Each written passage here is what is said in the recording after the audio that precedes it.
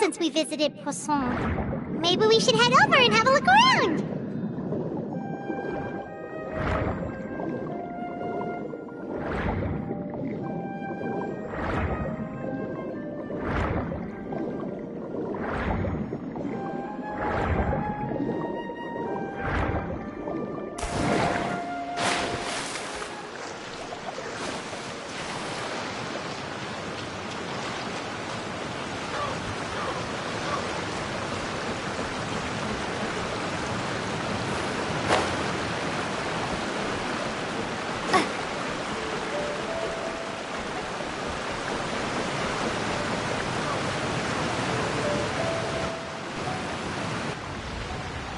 Hey, Traveler. Paimon.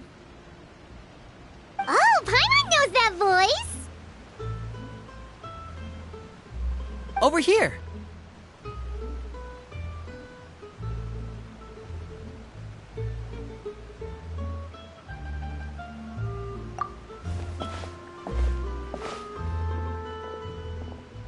To borrow one of the more popular turns of phrase at the moment, this appears to be quite the fated reunion.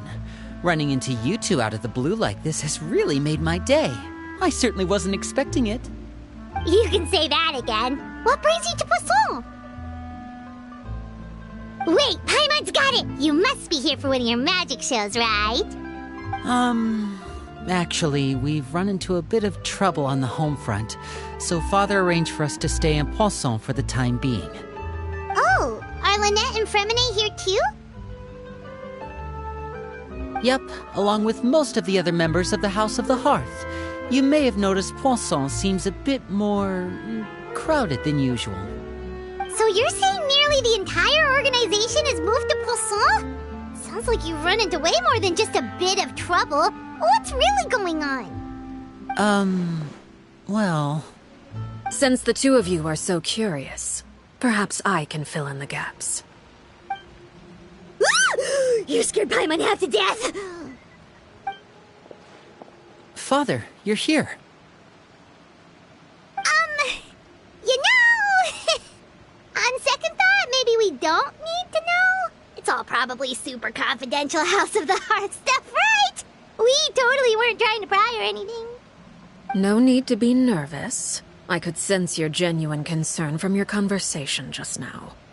Of course, I can also understand your confusion. Sending so many Fatui here to Poisson, it's only natural that some might suspect an ulterior motive to be involved.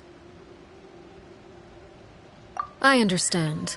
I'm well aware you've had your fair share of confrontations with the Fatui in the past, and I can't exactly guarantee that we'll remain on good terms in the future. As for right now, however, I would say we have little reason to be at odds, wouldn't you agree? The House of the Hearth could stand to be more open with those who have worked so closely with us in the past. As for the issue at hand, well, it hardly relates to any ulterior motive. To be frank, it all stems from a certain rumor circulating around the House of the Hearth. It's an internal matter.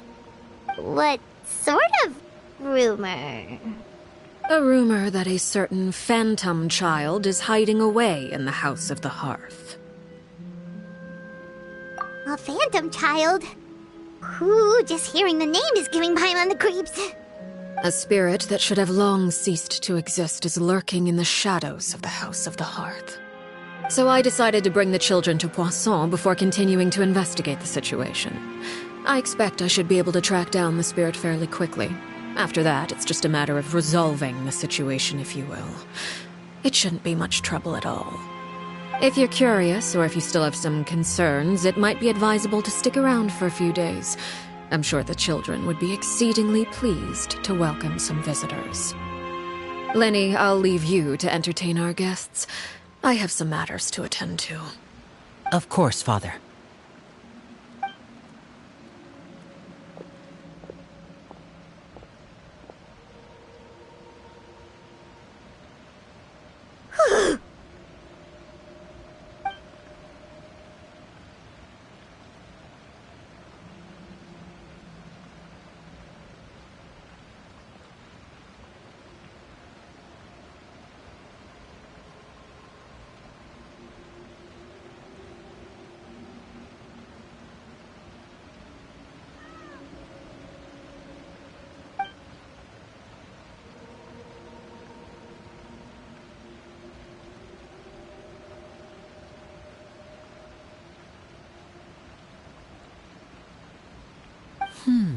It has long been a dream of mine to invite you to our home and introduce you to my other siblings.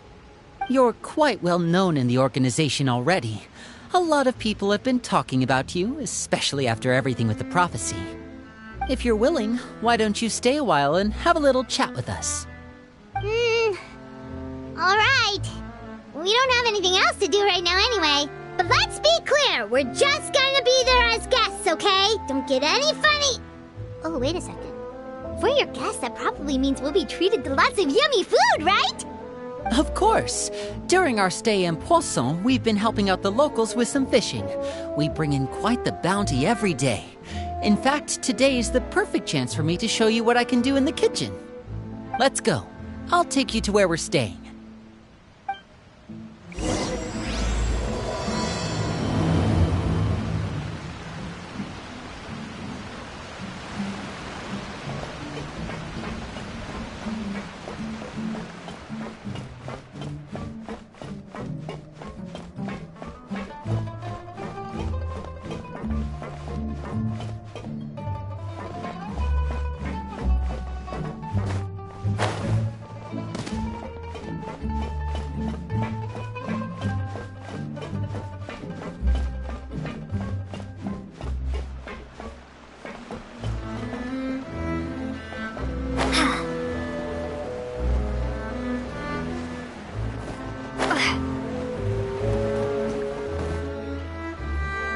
We rented this house from one of the locals to use as a temporary base. I'll come back later and tidy up a bit. After that, it should be all ready for you to stay in tonight. Awesome, thanks! So, where are we off to now? Well, when I happened to run into you two earlier, I was actually in the middle of distributing some supplies. With this many people staying in Poisson, we have to bring in outside supplies every now and then. I should probably make sure the rest of these provisions get delivered. Otherwise, people might start to get antsy. Okay, we'll come with. There are all sorts of rumors about your organization floating around out there. Paimon's not sure if she could even take a wild guess as to what's true and what's not. But now that we finally have the chance to see a day in the life of the house, we can take a good look at how you operate. Well, you're more than welcome to come along. Just follow me.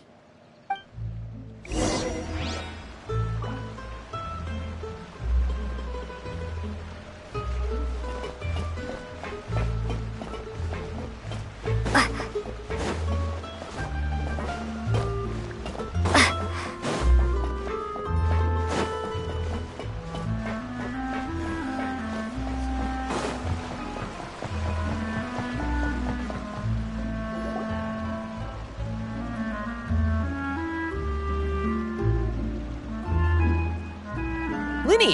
You're finally here. The supplies. I'm assuming you've... Brought them with me? Yep, here you go. Hello? Something caught your eye? It's the Traveler and Paimon! No way! Come here, everyone! Hurry! The Traveler and Paimon are here!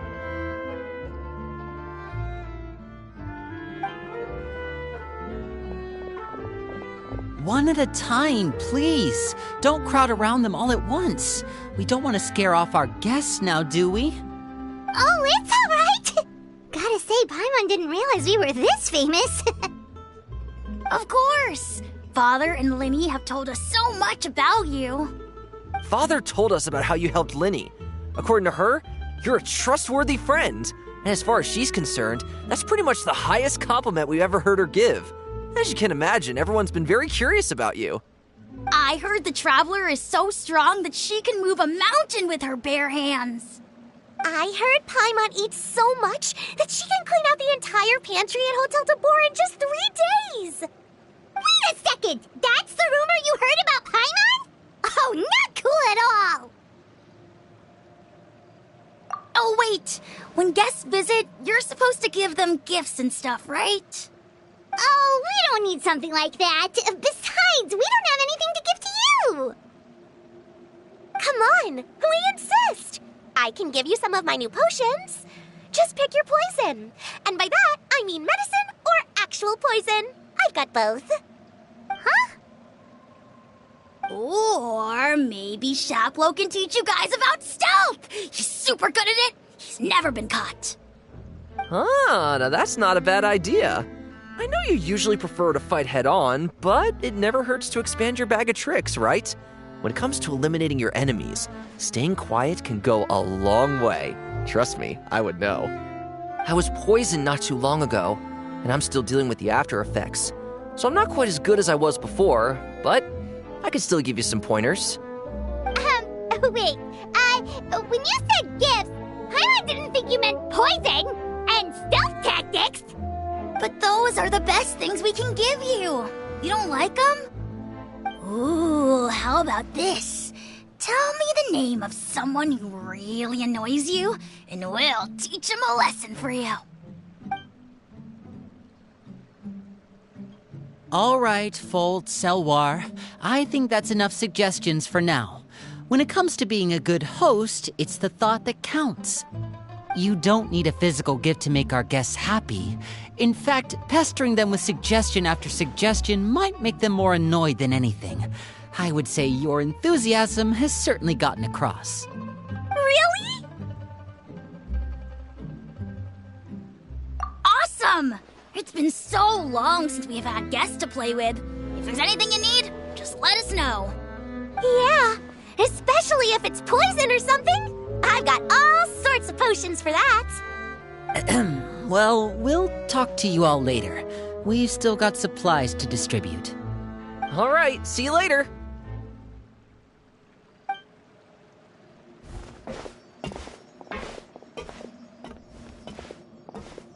Bye!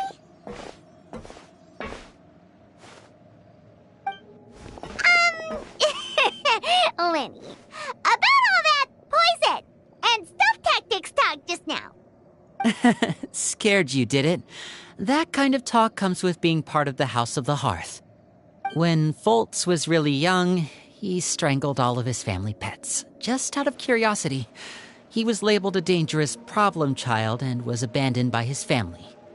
Elwar has an unnatural obsession with potions. Father has forbidden her from trying all the different concoctions she comes up with, but she still tries to test them in secret. You really have to keep an eye on that one. Chaplot is around my age. While I'm mainly responsible for collecting intelligence, he handles surveillance. He's very passionate about his work and has no reservations about taking on some very difficult missions. I know you two probably aren't used to that kind of talk, but I can promise you they only had the best of intentions. Things like stealth tactics and developing different poisons, they really mean a lot to them. They were just trying to share the best of what they could offer, that's all.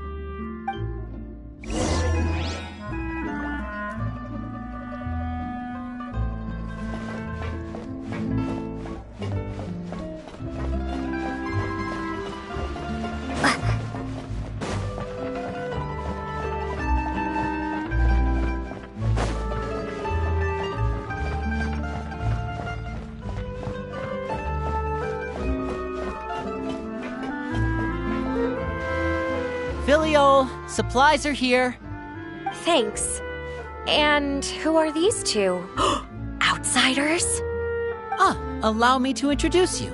This is the Traveler and Paimon. Oh, you're the famous duo I've been hearing so much about. It's nice to meet you. I heard you've traveled to all sorts of places. Is that true? Of course! We're making our way all across to that! Oh, good for you. You must be pretty familiar with Fontaine by now, then. Have you seen the new opera that started running recently? I think it's called... The 4,000 Thieves? Oh, this is the first we've heard of it. It seems like it's going to be fantastic. From what I've been able to tell from the posters, anyway. You should definitely check it out if you have the time. Oh, and there's The Blind Maiden, too. That one is supposed to have audience interaction. Seems pretty interesting.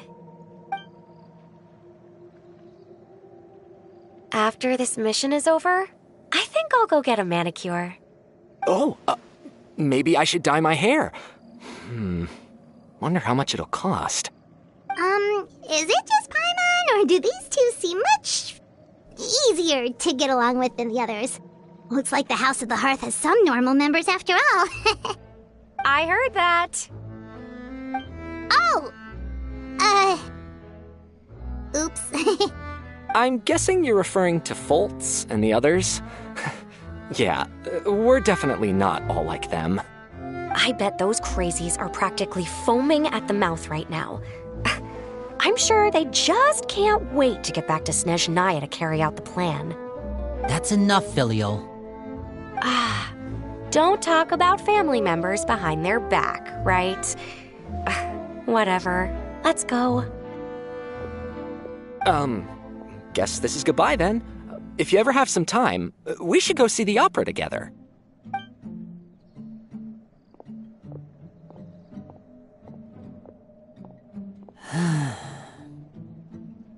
Well, that's it for the supplies.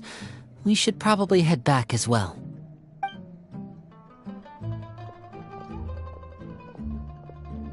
Well, they didn't seem too happy with each other. Seems like there could be something more going on here.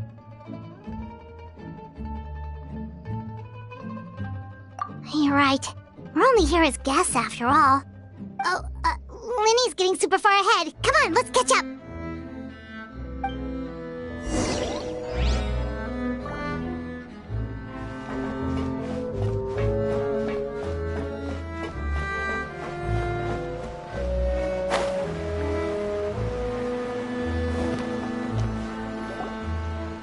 So, what do you think of the members you've met so far? Well, Father is always encouraging us to be strong-willed and independent. So if there's one thing we've got, it's people who aren't afraid to speak their mind. Well, I should probably get cooking. Wanna join? Of course! Then let's head out and... Fremine? What are you doing here? Well, Fremine! Nice to see you again! you too. I heard you're here as guests of House of the Hearth. Welcome. We were just going to make some food. Why don't you come along? I could use some help in the kitchen, and I seem to remember you mentioning you wanted to make seafood soup for the traveler in Paimon. Seafood soup? Oh, Paimon's drooling already. Were you looking for something just now, Fremine? Maybe I can help. It's nothing. I just wanted to see if there were any extra supplies. Yeah, we've got some left over. What do you need? Some food and water, and some clean cloth, if possible. No problem. Give me a second here. Food, water... Wait a minute. What do you need all of those for? You're not on any missions as far as I'm aware, and you were just going to come eat with us. So what's this all about? I thought I'd grab an extra portion because I get hungry at night. Could be because I'm growing, you know, and... Fremine, you remember what I told you? You're not like me. Your lying skills still need some work. Tell me what's going on. Is it really bad enough that you have to keep it from your own brother? Maybe it'll be better if we gave them some space.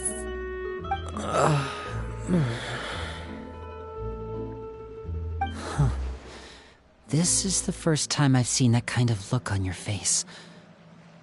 Whatever happened, does it have something to do with Father? Yes. Just follow me.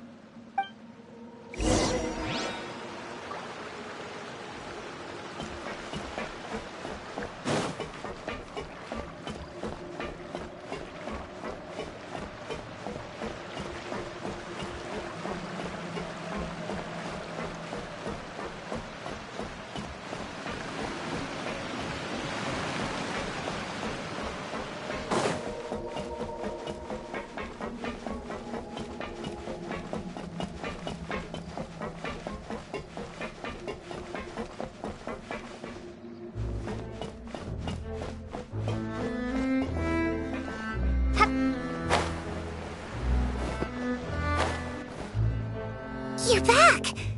Oh, and you've brought some friends with you this time! Hello, my name's Linny. I grew up in the House of the Hearth. And you are? Hi, Linny. I'm also a child of the House of the Hearth, just like you. You can call me Clairvy. Clairvy? It's nice to meet you. Does that name ring any bells, Linny? No, not at all. That's not a name we have on our roster, I'm sure of it. What I'm not sure of, though, is how she managed to sneak in. She must be the phantom child Father's been searching for. From the looks of it, I'm guessing you were the one that found her, Fremine. You, haven't told Father, have you? No, I haven't told anyone. I've just been keeping her hidden. For how long? About half a month now. So ever since we got to Poisson, then, do you have any idea what you're doing? I know what I'm doing. Really? 'Cause from where I'm standing, it looks like you're hiding the very person Father has been trying to find. If Father finds out about this, everyone involved is going to be punished. You know the rules of the house, Fremine. I know you do. Father doesn't tolerate any form of betrayal. So why are you doing this? I've thought it through. And I just can't hand her over like that. Linny, don't you remember last year? Chaplot nearly died after getting poisoned during that one mission. He wasn't able to get back before the poison started taking effect, and not a single person was there to help him. That night, while I was sleeping, I heard a voice telling me to go save him. I opened my eyes, but I couldn't find the source of the voice. I thought maybe I was just hearing things, but I went to look for him anyway. Luckily, I got there with enough time to save his life. That feeling of being haunted, of hearing voices, it's happened many times in the House of the Hearth. I'm sure you've noticed. So what you're saying is, that was her? She was the one who spoke to you that night? Unless there are other spirits roaming around the House of the Hearth, I don't think there's any other possibility. If Clairvy were our enemy, it wouldn't matter whether she was a spirit or an actual child. I would have acted without a second thought, because that's what Father ordered us to do. But she's been living with us, helping us from the shadows all this time. I think that makes her family. I couldn't just hand her over to be dealt with. Not when there's so much we still don't know. So what's your plan then? You can't keep her here forever. Someone is bound to find out eventually. I haven't thought that far yet. I don't want to disobey an order from Father, but I also don't want to put Clairvy in danger. Come with me. There are a couple things I'd like to say to you in private.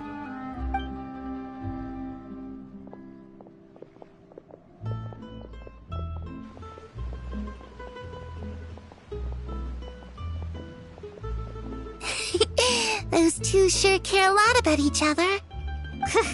Well, they got a funny way of showing it. From where Paimon was floating, it sure seemed like they were about to bite each other's heads off. No way! They have a really deep bond. I could tell right away, 'cause I also have a friend like that. I just don't know how long that kind of bond can last. The darkness in the house runs deeper than you can imagine. No one can get out alive. I'm sorry, Linny. I really didn't mean to drag anyone else into this. Oh, really? You didn't mean to? 'Cause I, for one, wish you did. Huh? What do you mean? You know, when we were younger, you didn't call me Linny. You called me brother, just like Lynette. We grew up together, the three of us. We were all orphans, all rescued by Father. Of all the siblings in the House of the Hearth, I think our bond was the closest. Later on, when you started calling me Linny, I wasn't actually surprised. After all, Lynette and I are related by blood. We've had to depend on each other to survive long before we joined the house. Linny, The darkest and most difficult moments of my life happened before you and I had ever met. I'm sure that's true for you as well. Even so, Fremine, we've stood by each other for all these years now, and to me, that means more than blood. You and Lynette are the most important people in my life. No one can replace you. So I won't let you face anything alone. Not if I can help it. Oh, looks like things are getting kinda heated between Linny and Fremine. Maybe we should go check on them. Oh, it's raining. I should put my clothes away.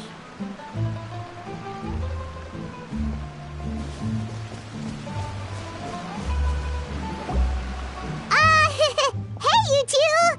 Hope we aren't interrupting anything. Like a fight, or... Oh, wait a minute, Fremine. You're not crying, are you? Is everything alright? everything's fine. Thanks for asking. Well, we're all friends here, right? We've been through so much together, so if there's anything we can do to help, just say the word. It's just a small family dispute. It's not something our guests should trouble themselves with. In fact, it might be better if your stay ended here. What are you getting at, Traveler? When guests are around, families are often on their best behavior. And any disputes are less likely to escalate. That's what you're trying to say, isn't it?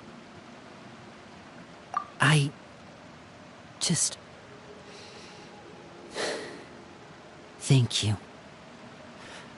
I was really hoping to keep you out of it. But even if I could think of some other reason to turn you away, I'm not sure I could convince you. I know things could turn dangerous, so I promise you this. From now on, I'll protect you like my life depends on it. Me too. Well, back to the matter at hand then. If we don't plan on handing Clairvy over to Father, then our only other option is to solve the mystery of her identity before Father is able to track her down. That means finding out where she came from and what she's doing here. Then we can send her on her merry way and pretend like none of this ever happened. I've tried that already. And?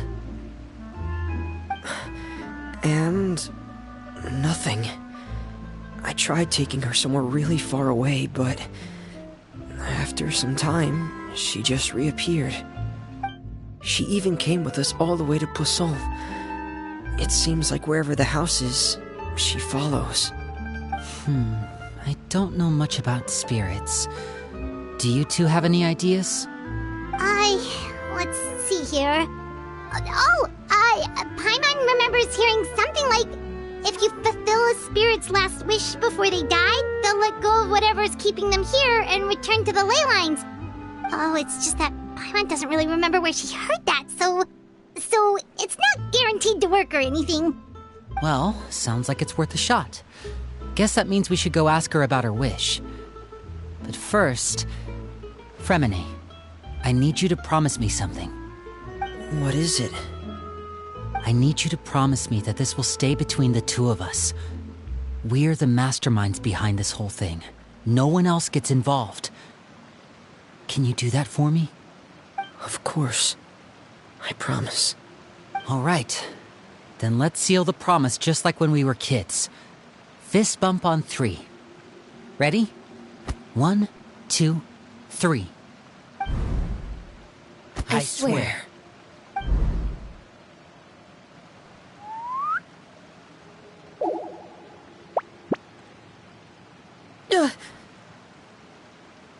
Whoa! Lynette! But what a surprise! What brings you here, dear sister?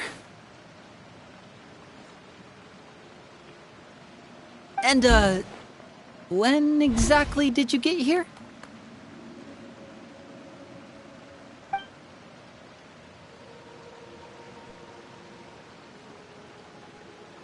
You're an idiot, brother. And you too, Fremine.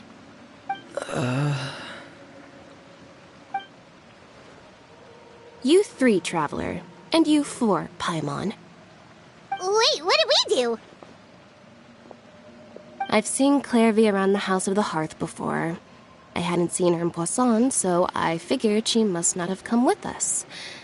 But it turns out you were just hiding her. I heard you talking about your plan. Rather than steering clear of the situation, I'd rather fully join in.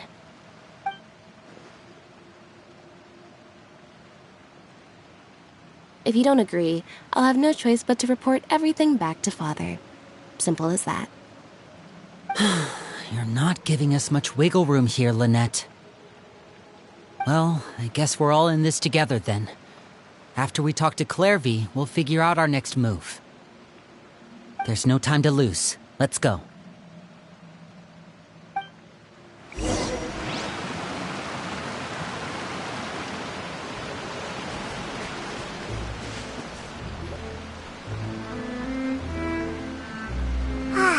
I'm full. Thank you for bringing me this food, you guys. She said she's full, but the food doesn't look like it's even been touched. That's right. Based on what I've been able to observe, it doesn't seem like Clairvy can interact with the physical world at all. Still, when she's presented with food, she'll always linger around it for a good little while. Maybe, in her mind, she really is eating those things. Does she know that she has already passed away? I've tried to ask her, but she didn't answer. My guess is that she's just as confused as we are. Or maybe she couldn't understand the question at all. Clairvy, if you've got some time, I'd like to ask you a few questions. Sure. Oh, another new friend. Hi, I'm Clairvy. Hello. Clairvy, how did you join the House of the Hearth? Huh? Isn't it the same for everybody? The knave brings you here and then you can't leave. It's just that your name, it's not on the roster. And I've never seen you before. The roster? Oh, I get it now. I think there might be some things you don't know about this place. The people in charge, they're not as nice as they look. They say they keep a roster, but it's not complete. There are a lot of people who aren't on it, and never will be. In this house, some people are family, and other people are just test subjects. Those kinds of people aren't ever going to get a place on the roster, unless it's the roster of people who've been executed. Wait, does that mean the knave... she... Is there anyone that can vouch for you? Perry. She's my best friend. She's the only one I trust in this place. Have either of you heard of that name before? No. Me neither. Clairvy, Perry. Neither of those names are on the roster. But it seems like she's telling the truth. Either that, or this kid's already got a bag of tricks bigger than mine. Maybe we should try a different approach. Clairvy, do you have a wish? A wish? It can be anything you want. Just imagine. It's your birthday, you're blowing out the candles, and your wish is...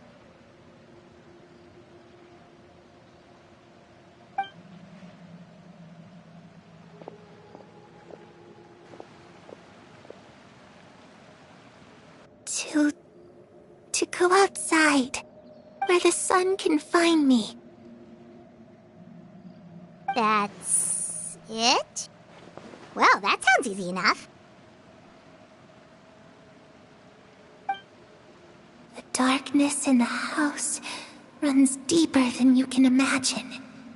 No one can get out alive.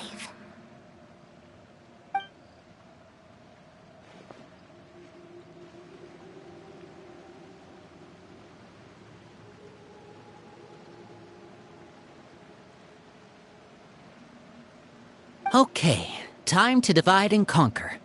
Listen up. I've got a plan. I'll try and find a way to use basic illusory magic to take Clairvy outside and bring her somewhere with sunlight. Lynette, try and find the list of executions that Clairvy was talking about and see if her name is on it. Fremine, you stay in Poisson. We can't be the only ones who've had run-ins with Clairvy. I need you to collect intel on everything she's said and done. Understood. I'll try my best. What about us? What should we do? I really appreciate your willingness to help, but this is a family matter. I don't want to drag you in too deep. It's too risky. Let me think. Since Father considers you to be guests, maybe you could stick by her side for a little while. You don't need to do anything except keep up some nice, casual conversation. Ah, Paimon gets it. You want us to distract her. I'll give you a magic bird. If Father suspects something, all you need to do is release it when she's not looking, and it'll alert me that something's wrong. Of course, that's only as a last resort. If Father doesn't seem to notice us, there's no need to make contact. We'll reconvene here tonight after all's said and done. If the worst-case scenario happens and we're discovered, just tell Father everything. We're not going to let our guests get punished for our own actions. That's where we draw the line. You too. Okay, this is where we part. Father should be at the beach nearby.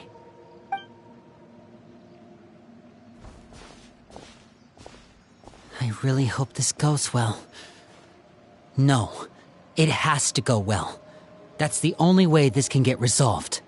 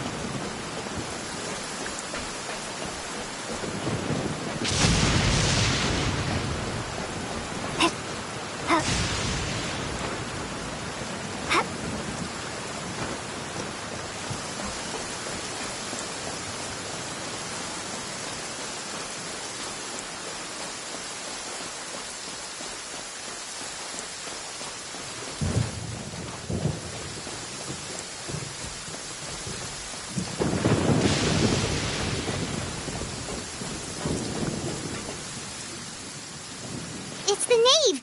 And... child! Hey, aren't you supposed to be in Snezhnaya recuperating?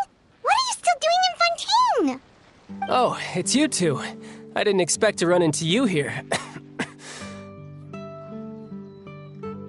I was unconscious for quite a while after the fight in the Primordial Sea. After I woke up, I realized I was being taken back to Snezhnaya, and well, I couldn't have that now, could I? Not when I've still got unfinished business here in Fontaine.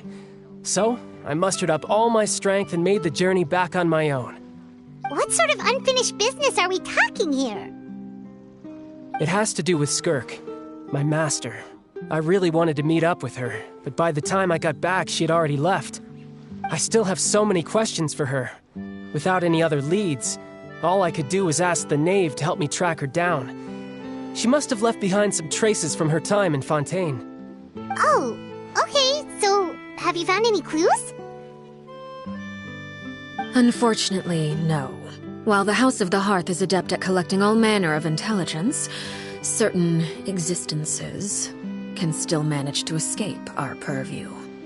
Basically, unless Master feels there's a need to meet with me, she's not going to be found.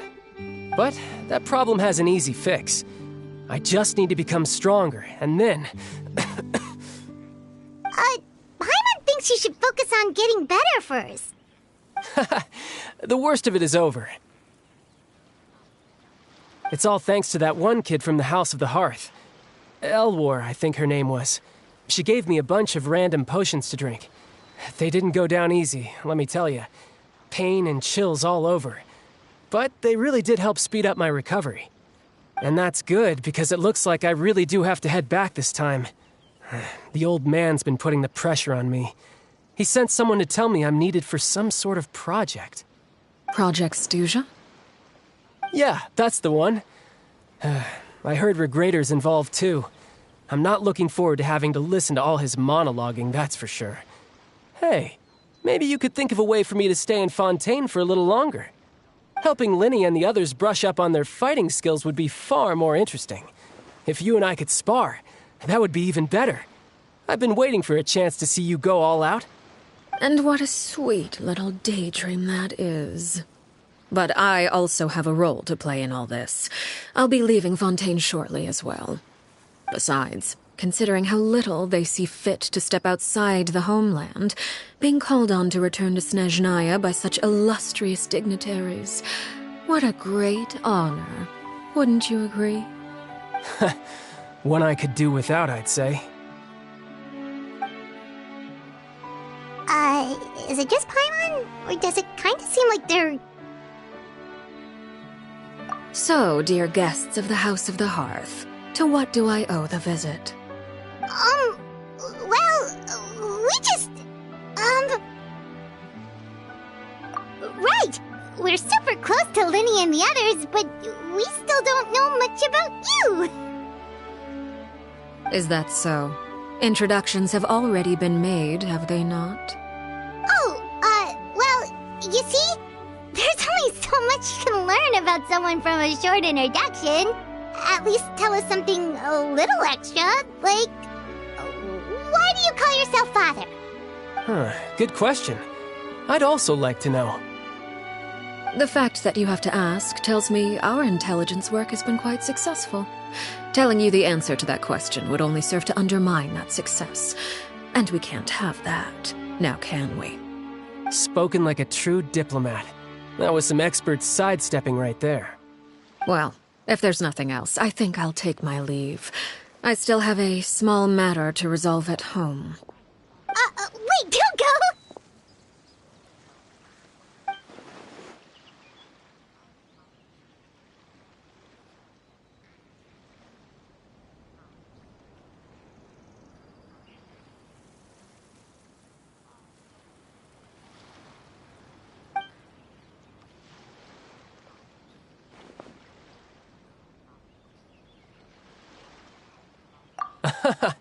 I'd also like to hear the answer to this.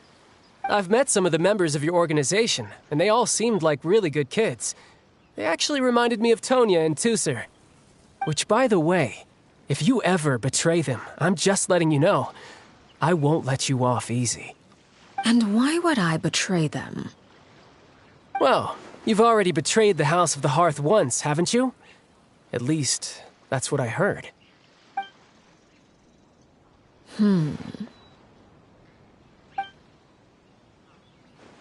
Okay, I admit. That's just what the old man told me. The rooster, I mean.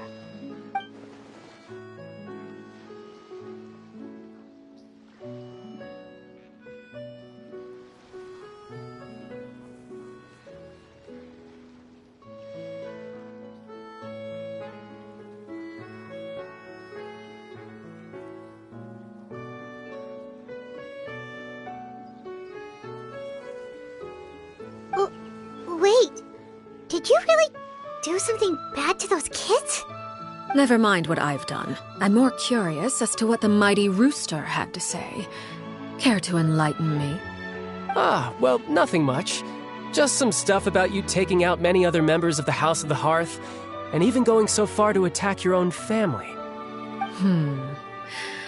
I see. Oh, based on your reaction, I'm guessing it's all a bunch of lies.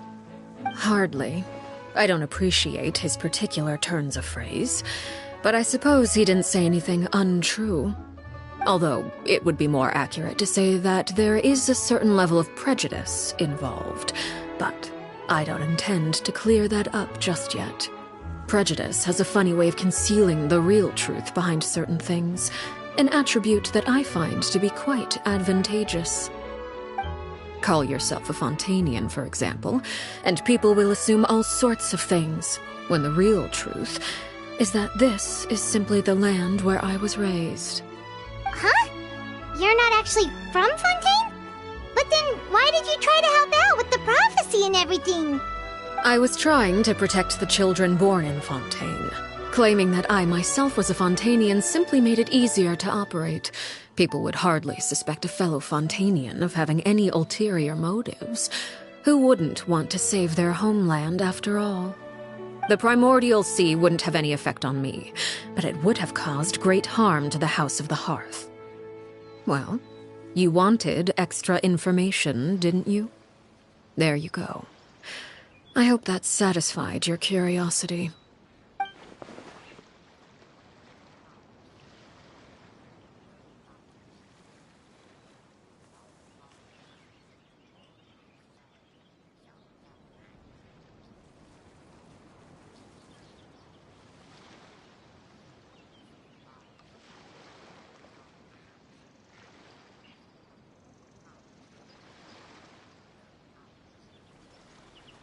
So, you stayed in Fontaine for the kids. I guess I was wrong to believe you'd betray them. Apologies. Looks like I was holding on to some prejudices myself. Good. Like I said, I like it when others have misconceptions of me. Actually, while I was recuperating at the House of the Hearth, there was something else that really caught my attention. I heard that members always resolve disputes and arguments with a friendly spar, and the loser has to back down. Seems pretty cool if you ask me. Would also give them plenty of opportunities to hone their skills. Well, that's only a recent development. In the past, such spars weren't nearly so friendly. The losing party would lose everything, including their life. They were that high stakes? Whew, at least that's not a thing anymore. Well, the current atmosphere's not half bad. I'm a bit jealous, actually. You've got so many family members around you, and you even get to live with them. Having a lot of family around means dealing with a considerable amount of bickering and scheming. Once Tonya and Tusser enter their rebellious phase, I'm sure you'll understand. Just imagine. Tusser becomes obsessed with plucking out strands from the rooster's mustache, or Tonya decides to dye her hair 42 different colors. Okay. I get the picture.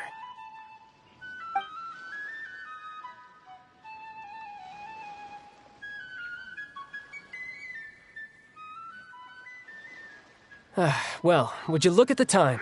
I should probably get going.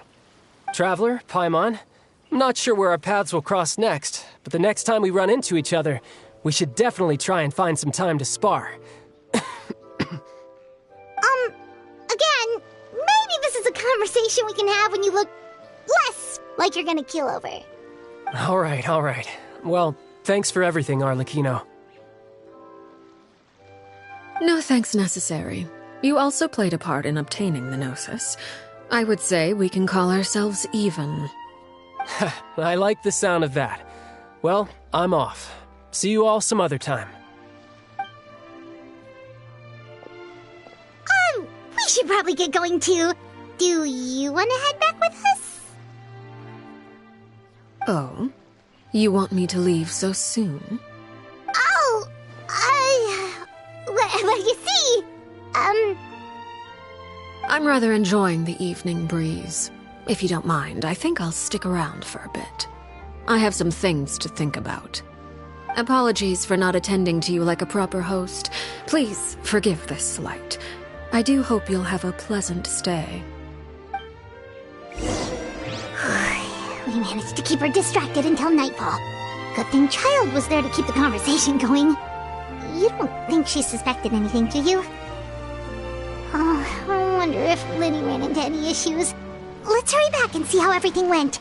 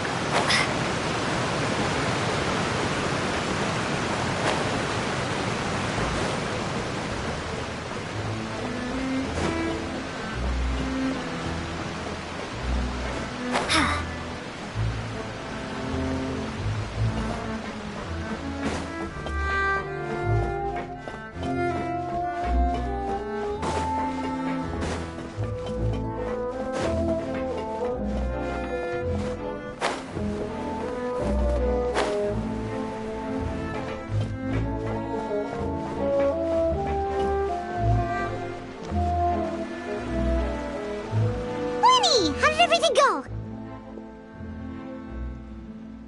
Well, long story short, we ran into a small issue. Clairvy can't go into the sunlight. Everything was fine at first. She followed me up to the surface just like I told her.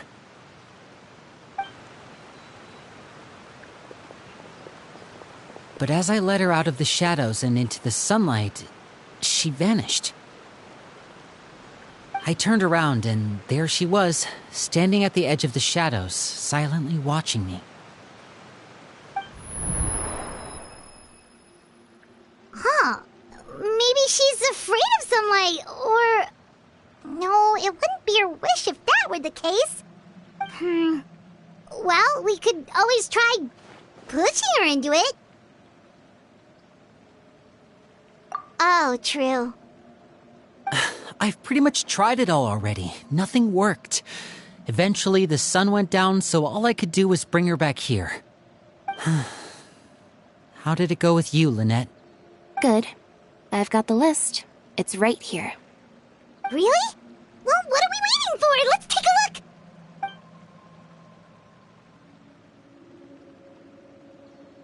Oh, that's a lot of pages.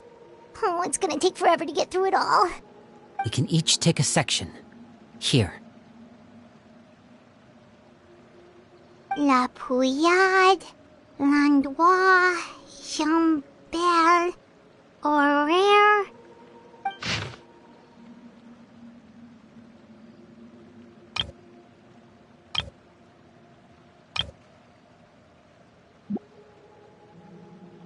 Oh, yikes. That Horaire guy has a huge scar on his face. He's kinda giving Paimon the creeps. I've met him before. The scar is from an injury he received during a mission. I still remember him joking with me about it. He said any future lover would take one look at him and then lose all interest. Did he say anything else? Well, I asked if there was someone he was interested in. He said no, and that's where our conversation ended. It was only later that I learned he really did have someone he liked. He risked everything to escape so he could be with her, but it didn't work. One day, Father asked to see him, and, well, I never saw him again after that. Wait, so that means the knave, It may seem cruel, but it's just one of the rules of the house. Betrayal is not to be taken lightly. We know too many secrets to come and go as we please. So, if you do try to leave, you pay with your life.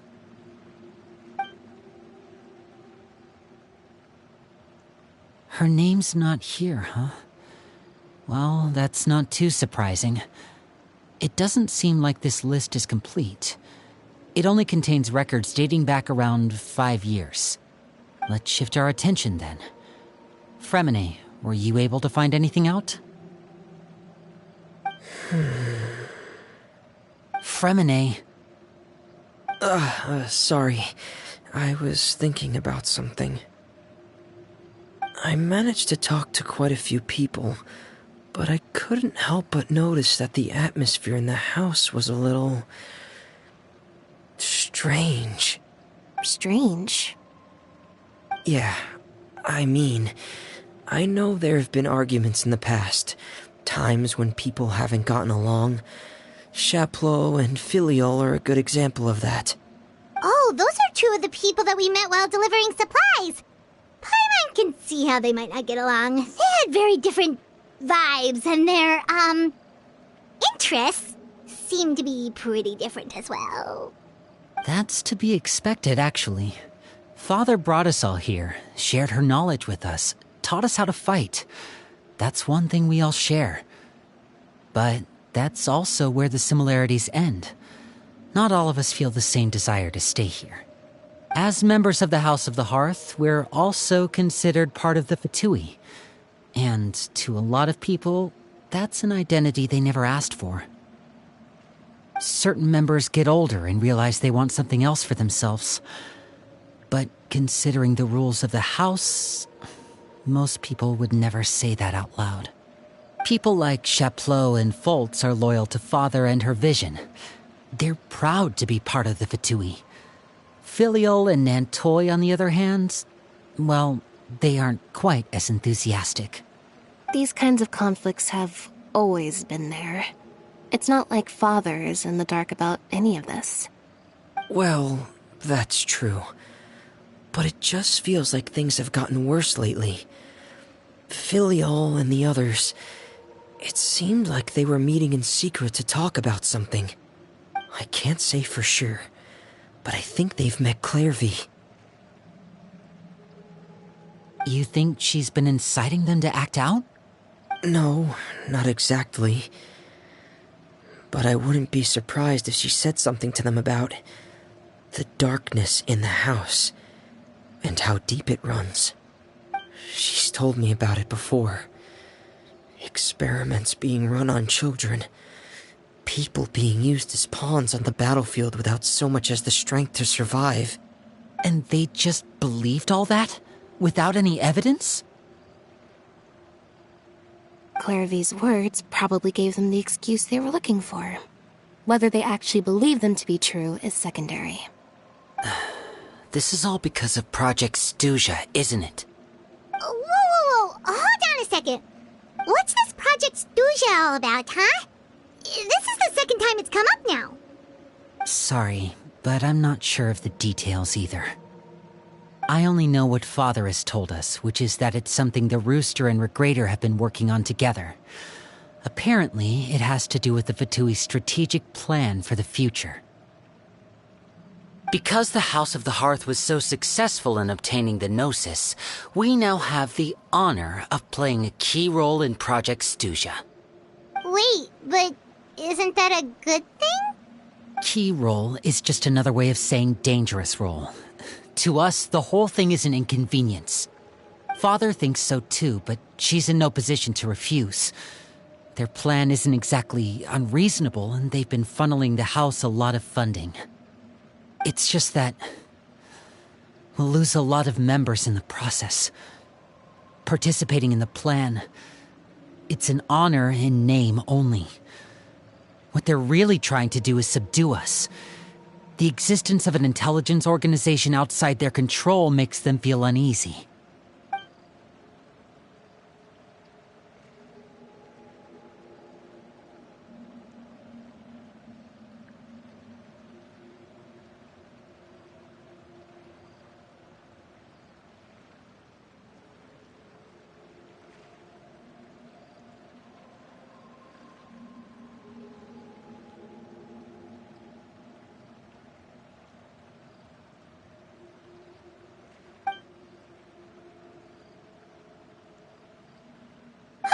Super complicated top secret Fatui business aside, what does all of this have to do with the conflicts you were talking about earlier? Paimon doesn't get the connection.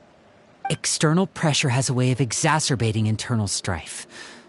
You can't overlook the power of fear either. People are afraid of dying, and that fear is often the impetus for a lot of stupid decisions. I thought resolving the Clairvy situation would make everything go back to normal, but it looks like things are more complicated than I thought. If we leave Filiol and the others to their own devices, sooner or later, Father will be forced to take action. We can only focus on one situation at a time, brother. You're right. Even if we confront Filiol and the others, it won't do any good. It might even make matters worse.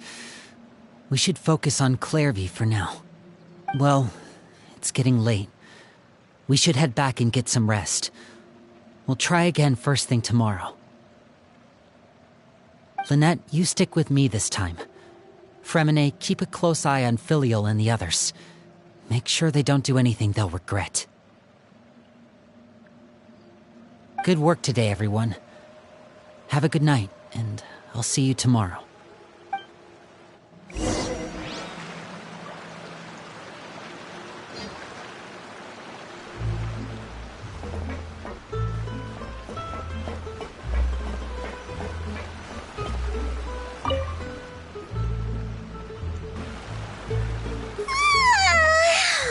I'm always looking forward to an early night, but she can't sleep at all. Hey, you don't think the knave will be too angry with Linny and everyone if she finds out about all this, do you? She's even scary when she smiles. If she were to actually get angry... Ooh, you have to protect Paimon if that happens, okay, Traveler?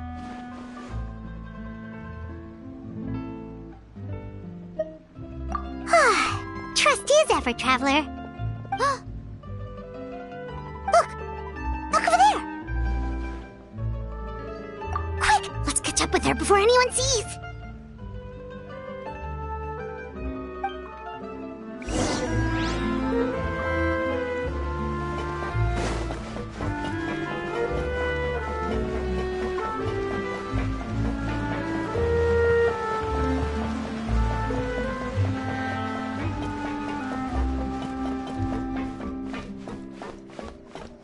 Over there!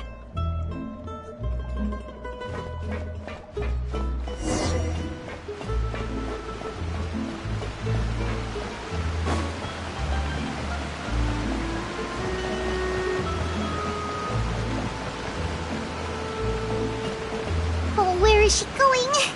Oh, if someone sees her, we're toast!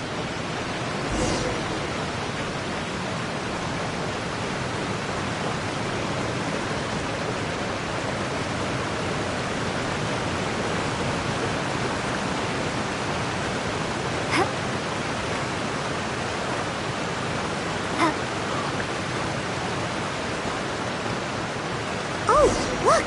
She stopped!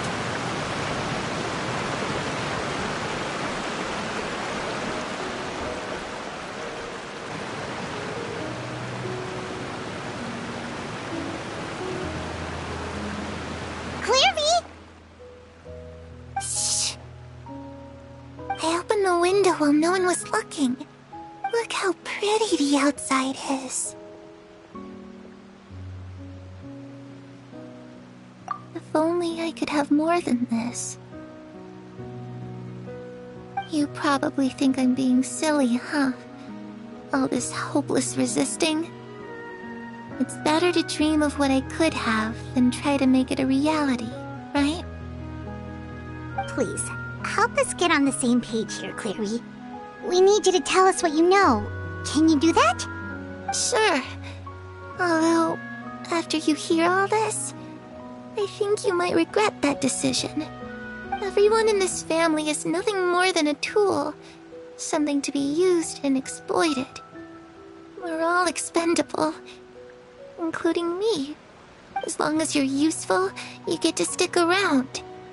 Lose your value, and you're handed over to the doctor, experimented on, and given a fate worse than death.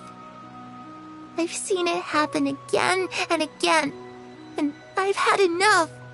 You're saying the knave did all that? It's just, that doesn't seem like something she would do. She's scary and all, but It seems like even she has lines she wouldn't cross.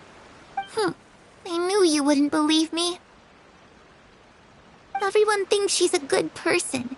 They all think of her like a real mother. Mother? But she doesn't deserve that title. She's disgraced it and tarnished it.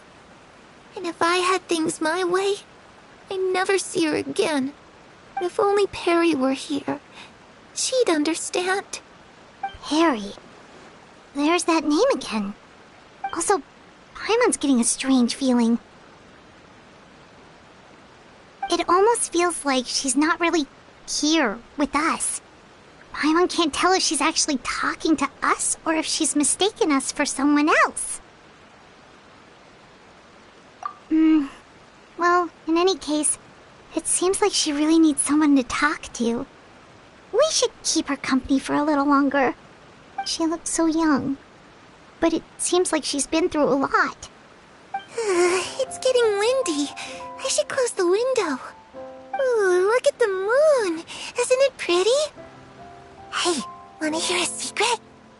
I heard that if you look up at the night sky in Snezhnaya, you can see the aurora. It's supposed to be super pretty. Even prettier than the moon tonight. Perry and I promised each other that once we're older, we're gonna go see it together. But I can't find her. I'm worried she's also been... No, that wouldn't happen to her. She's special. Mother likes her a lot. I should really go talk to Mother, but we just fought. She doesn't want to see me, and I'm too scared to face her. What should I do?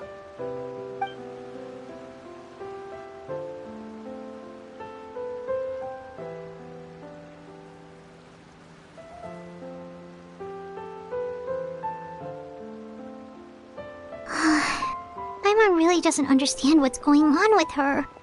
Well, let's head back. We've got an early morning tomorrow.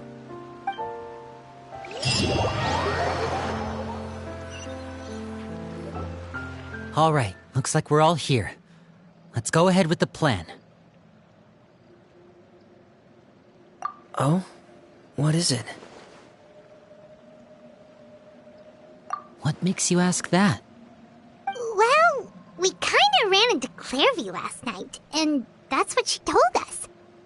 We met the doctor back in Sumeru. He's super dangerous, and he's done all sorts of bad things. It's possible that Father and the Doctor have had certain dealings, but I don't think Father would work with him. We're not really on the same side, so there's not a lot of trust between them. That doesn't exactly set the stage for a successful partnership. I did hear, though, that when Father first became a Harbinger, the Doctor offered to work with the House of the Hearth. Father rejected most of his proposals, except for one. It had to do with some sort of secret experiment. Secret experiment? Could that be what Clairvy was talking about?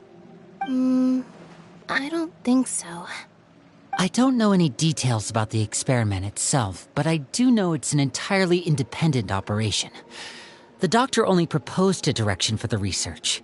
That was the extent of his involvement. I still don't think that counts as working together. The details of the experiment are confidential, but complete records are kept on all participants. That doesn't seem to be the case with the situation Clairvy referred to. I know you don't agree with some of the Fatui's methods, and I'm not asking you to. But I am asking you to trust us on this. The House of the Hearth has its own principles. There are certain lines we're not willing to cross. Alright, that's good to hear at least. Clairvy seems to think the Knave and the Doctor worked together to do something horrible. If that turned out to be true, Paimon doesn't know how we would even face you guys. It's just that it doesn't seem like Clairvy is lying either. The easiest thing to do would be just ask the Knave directly, but Paimon doesn't think she'd tell us.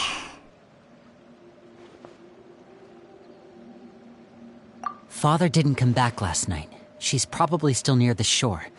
We'll be counting on you to distract her. Lynette, you're with me. Fremine, you know what to do. Be on your guard, everyone. All right, let's get to it.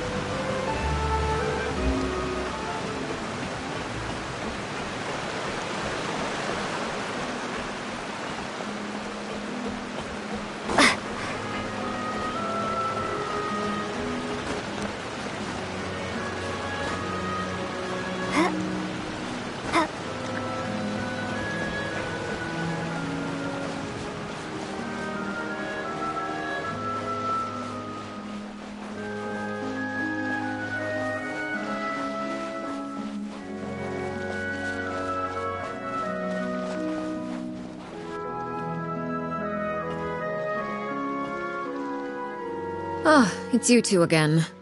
I must say, you look a bit pale. Did you have trouble sleeping last night? A little. Perhaps if you had less on your mind, you'd be able to absolve yourself of such troubles. So what are you planning to do now? Catch up on some sleep?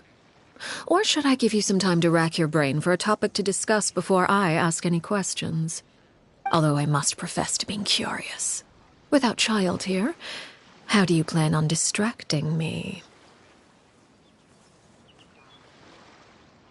Us? Distract you? A good one. But no, we were just here for a chat. Looks like you could have used some extra time to think. No matter. If you don't have any other plans, why don't you accompany me somewhere? Don't worry. I'll be sure to steer clear of any scheming children. The ocean breeze is sure nice today. Children always think they can hide things from the grown-ups. But nothing gets past me. Least of all a little scheming. I think I'll let them have at it for a little longer. I can be very patient. Well, I'll leave you to think things over. If you're so inclined, meet me outside the Palais Mermonia. Good things come to children who do as they're told. So I do hope you decide to tag along. If only for your friends' sakes. What should we do? She clearly knows about everything we've been doing, and Paimon doesn't think it'd be a stretch to say she was threatening us just now.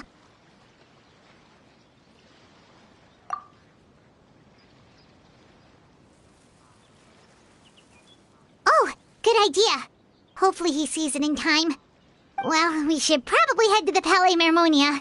Paimon doesn't want to find out what happens if we don't show up. Based on what the knave was saying just now, it sure didn't seem like it'd be anything good. Okay, then we probably shouldn't keep her waiting. It seems like Linny and the others are on thin ice, so let's do our best to not get them in any more trouble.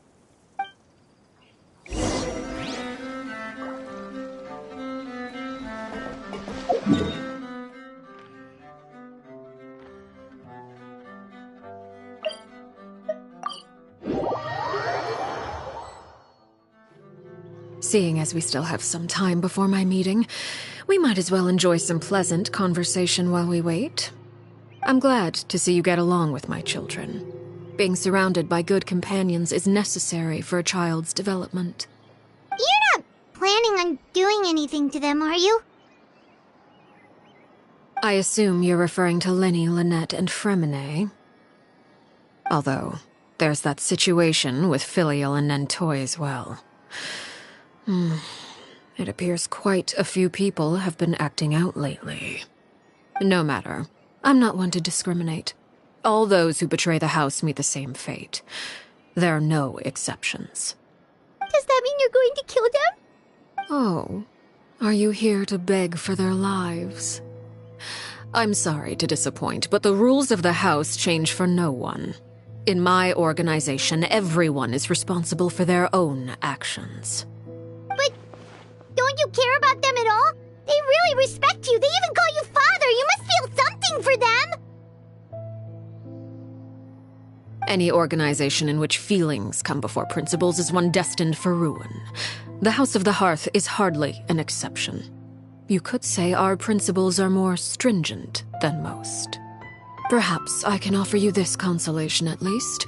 As our guests, you two will not be held accountable along with them. I would imagine Linny, Lynette, and Fremine will be able to keep their lives. As for Filial, Nentoy, and the others, I'm afraid there's little I can do. They can try to escape, but once you know our secrets, there's no getting out alive. But that's awful. Ah, you seem concerned. Out of consideration for my guests, I suppose I could turn a blind eye for a little longer. If Linny and the others manage to dispose of Clairvy in the meantime, all evidence of their wrongdoing will be lost. In that case, I could hardly punish them for something I couldn't prove. If their efforts are unsuccessful, on the other hand, all will be held accountable. And the punishment will be severe. Of course. Oh, and here, I believe this belongs to you. Do try and keep better track of it next time. It takes a considerable amount of time to train a bird like this. It would be such a pity if you were to lose it. Permanently. Wait, where did you get that? Well, I'm afraid that's all the time we have to chat. Now, for the matter at hand. I asked you to meet me here because I have business at the Palais Mermonia. It has nothing to do with you, but I think it would be prudent for you to stick by my side for the time being. There will always be time later to run off and tell Linny what you've learned. Well, time to go. Looks like we wrapped things up just in time.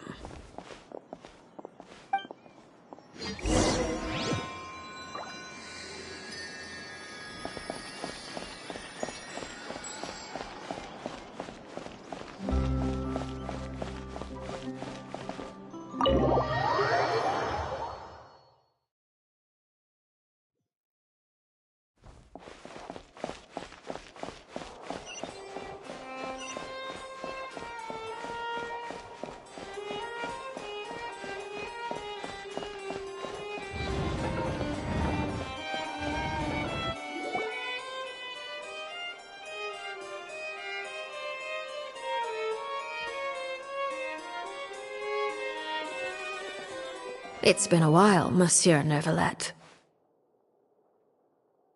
I must say, I wasn't expecting my meeting request to be approved quite so quickly. The Palais Mermonia operates with an efficiency worthy of admiration. It is only right that an esteemed diplomat such as yourself should be afforded the proper level of respect. Although, if I may speak plainly, I must confess that I did not anticipate we would have the occasion to meet again after presenting you with the Gnosis. I see you brought the Traveler and Paimon with you as well. If I may inquire as to the purpose of your visit. I'll be departing Fontaine shortly. There is, however, an outstanding matter that I would like to see resolved before I go. It requires a rather lengthy explanation, I'm afraid. So I took the liberty of explaining everything in this proposal. Please review it at your leisure, Monsieur Neuvillette.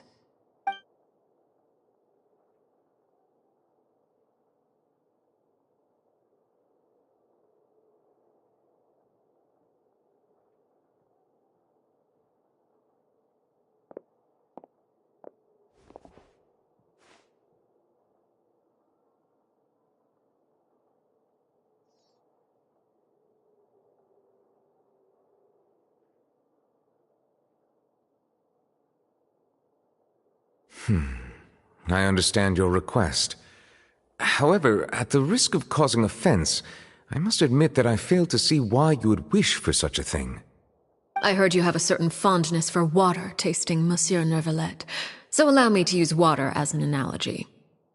A family is like a large body of water with countless rivers flowing in and out.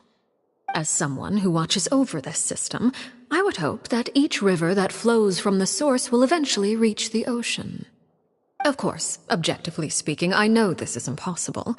Most of the rivers will dry up along the way, disappearing into the ground and leaving nothing but a barren riverbed behind. Not all rivers are destined to reach the ocean, but I would not see their existence rendered meaningless. I believe the water that flows within them is simply meant for a different destination, like a field in need of irrigation. Or perhaps the glass of a certain water-tasting enthusiast. Did you get any of that, Traveler? Your words paint an optimistic picture indeed. Allow me to remind you, however, few among us are willing to sip from a glass filled with tainted water. It may have been tainted at one point in time, but not to worry. I'll make sure it's strained of all impurities and returned to its cleanest form.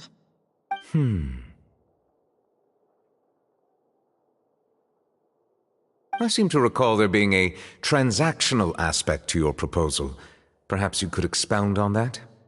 If you accept my proposal, Monsieur Neuvillette, I will gradually withdraw my forces from Fontaine. And, unless absolutely necessary, I will no longer carry out any special missions within Fontaine. I presume I can take your words to mean that, in the future, cases similar to the Tartuffe assassination will cease to cross my desk? Tartuffe?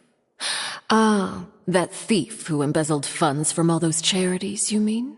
My deepest condolences to his family, but without any evidence, I cannot imagine how the House of the Hearth might have been involved in his passing. Of course, if you accept my proposal, Monsieur Neuvillette, I'm sure certain measures could be taken to reduce the frequency of such troubles.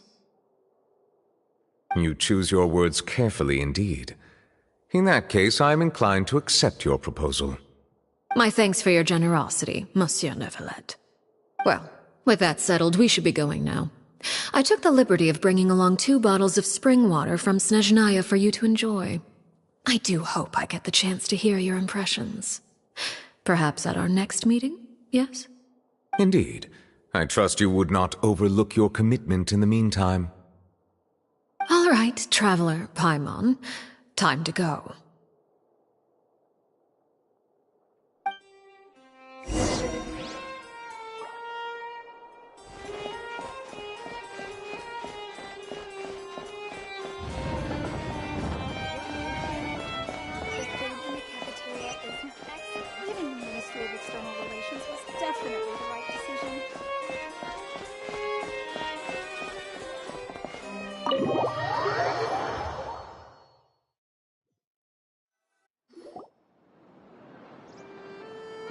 So, what exactly were you talking about back there? Paimon only heard you mention some rivers, a large body of water, and then some kind of irrigation scheme. You really want to know? I would imagine there might be more pressing concerns at the moment. Lenny, Paimon really hopes everything's going okay. Oh, Paimon recognizes that look. You've got your thinking cap on, don't you, Traveler?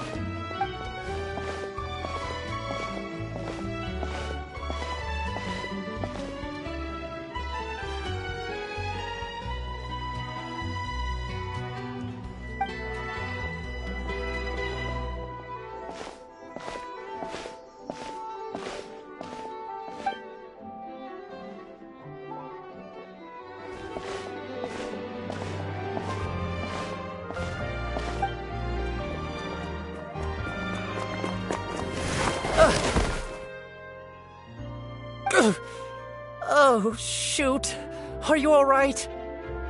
Oh, jeez, I'm so sorry. I was so focused on selling these papers, I wasn't looking where I was going. Well, let me make it up to you at least. Here, take this paper. On the house.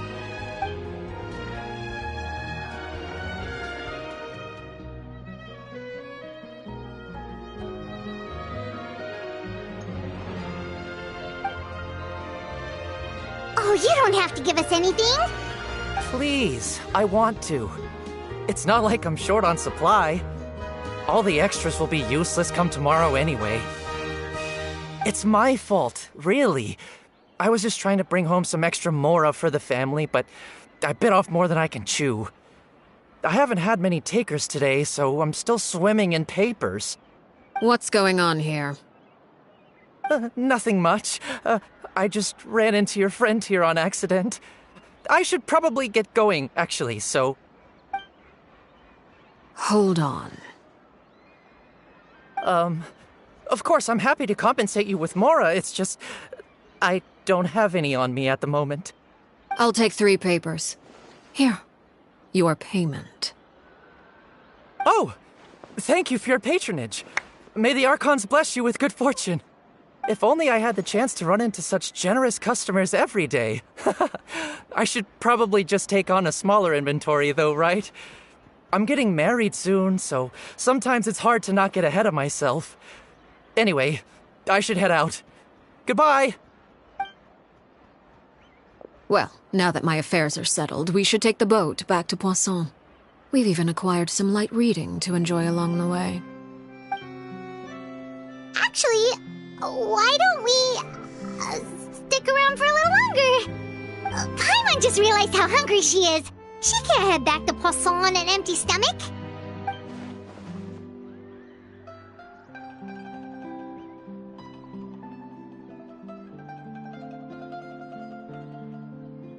It appears you two are under the impression that delaying our return will somehow alter the situation in your favor. I'm sorry to ruin your fantasy, but your efforts are meaningless. That being said, I could be persuaded to give Linny some extra time. I just have one condition. If you agree to my request, I'll even answer some of your questions. You're quite curious about Claire V, are you not? And my relationship to her. Wait, why are you being so generous all of a sudden? You're not gonna ask us to do something bad, are you? You overestimate yourself. You don't have the talent for bad things. Then what can you possibly... The most important consideration in a negotiation is that both sides receive something they want. Demands and threats only get you so far. Wonderful. Here it is. When the time comes, make the choice that you deem most appropriate in the situation, and lend your help to the House of the Hearth. Okay, sounds normal enough. But what do you mean, when the time comes? When is that supposed to be? That is for you to decide. Then we have a deal. Follow me.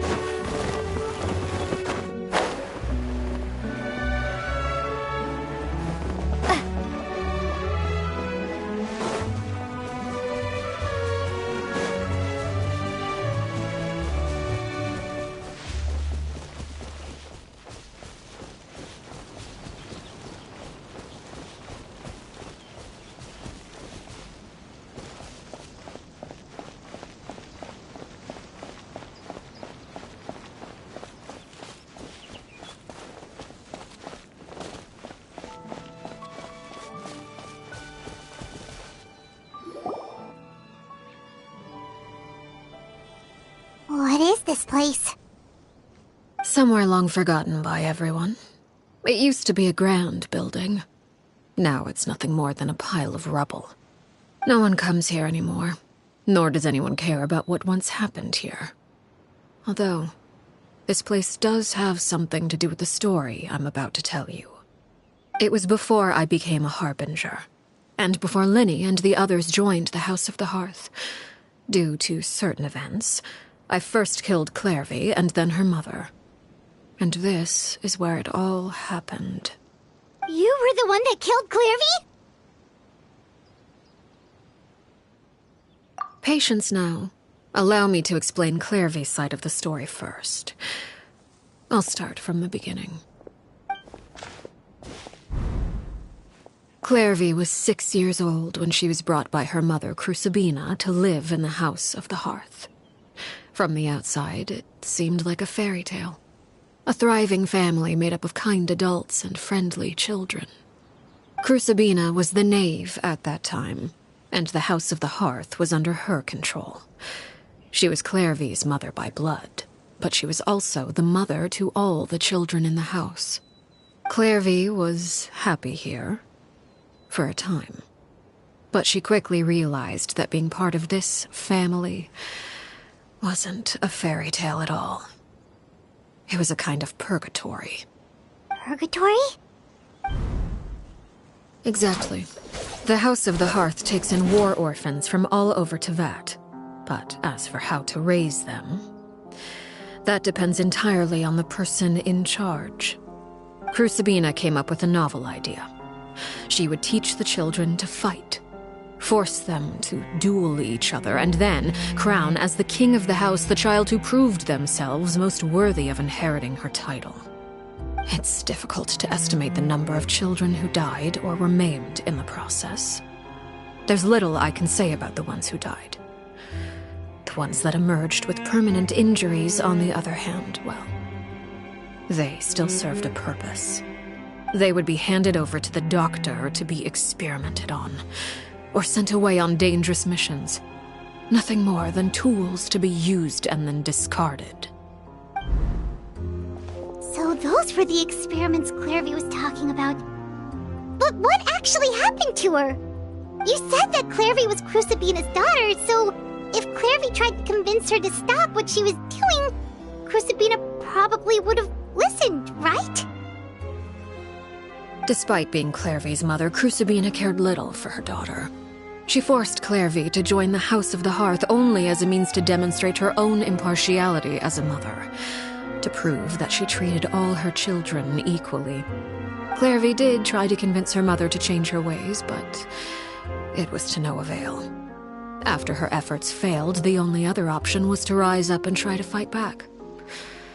Unfortunately, the other children had already been thoroughly indoctrinated into the illusion of happiness Crucibina had created.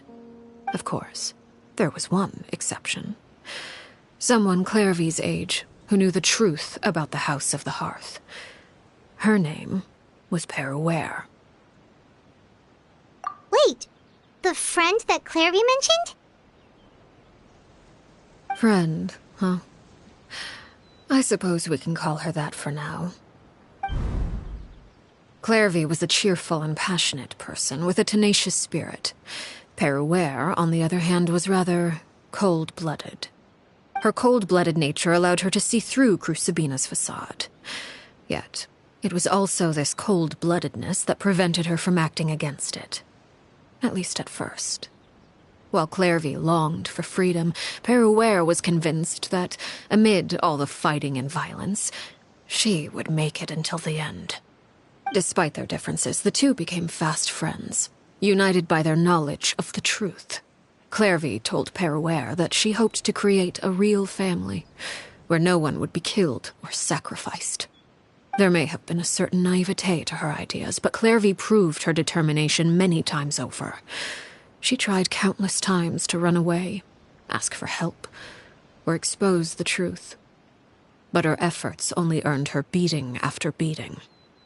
The only thing that kept her going was her strength of will. Even with her body racked with pain, she would still stand on her tiptoes and open the window at night. she and Peruere would look out at the moon together, a fierce longing for freedom shining in her eyes. But one day that light simply vanished. Oh no. What happened? Her hopelessness resulted from a culmination of things. 10 years had passed. 10 years worth of failure after failure. She and Peruere weren't children anymore, but finding any chance to escape still seemed as hopeless as ever. It was during this time that Peruere suggested a new plan. If escaping was out of the question, why not take down the very person sitting on top of this throne of lies? Mother herself. Clairvy rejected that proposal. She claimed that, as a famous harbinger, Crucibina possessed an unimaginable amount of power. Trying to kill her would have an incredibly low chance of success. Clairvy never gave another reason, but Peruere could see it written all over her face. Clairvy still thought of Crucibina as her mother.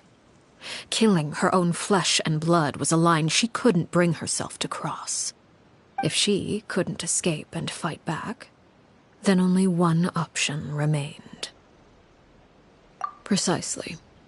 Death was the only way that she felt she could be free.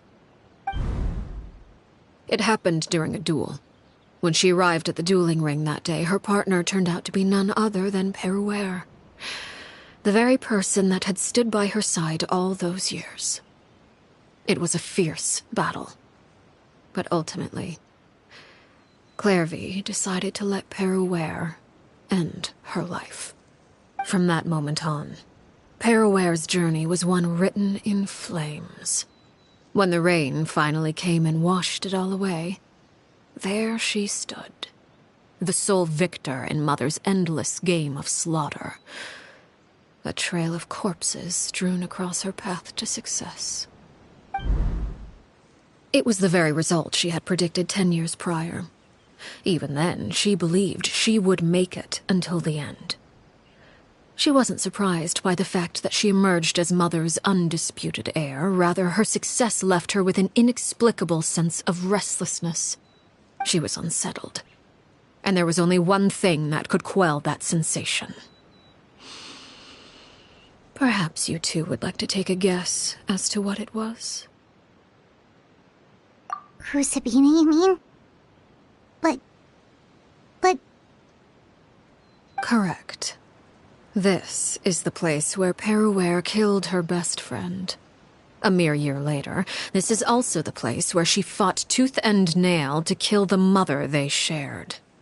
The moment she acted, any conception of what was right or wrong ceased to matter. It's one of the principles of the house. Only those who survive get to write the rules. Peruere won the battle, and became a harbinger herself.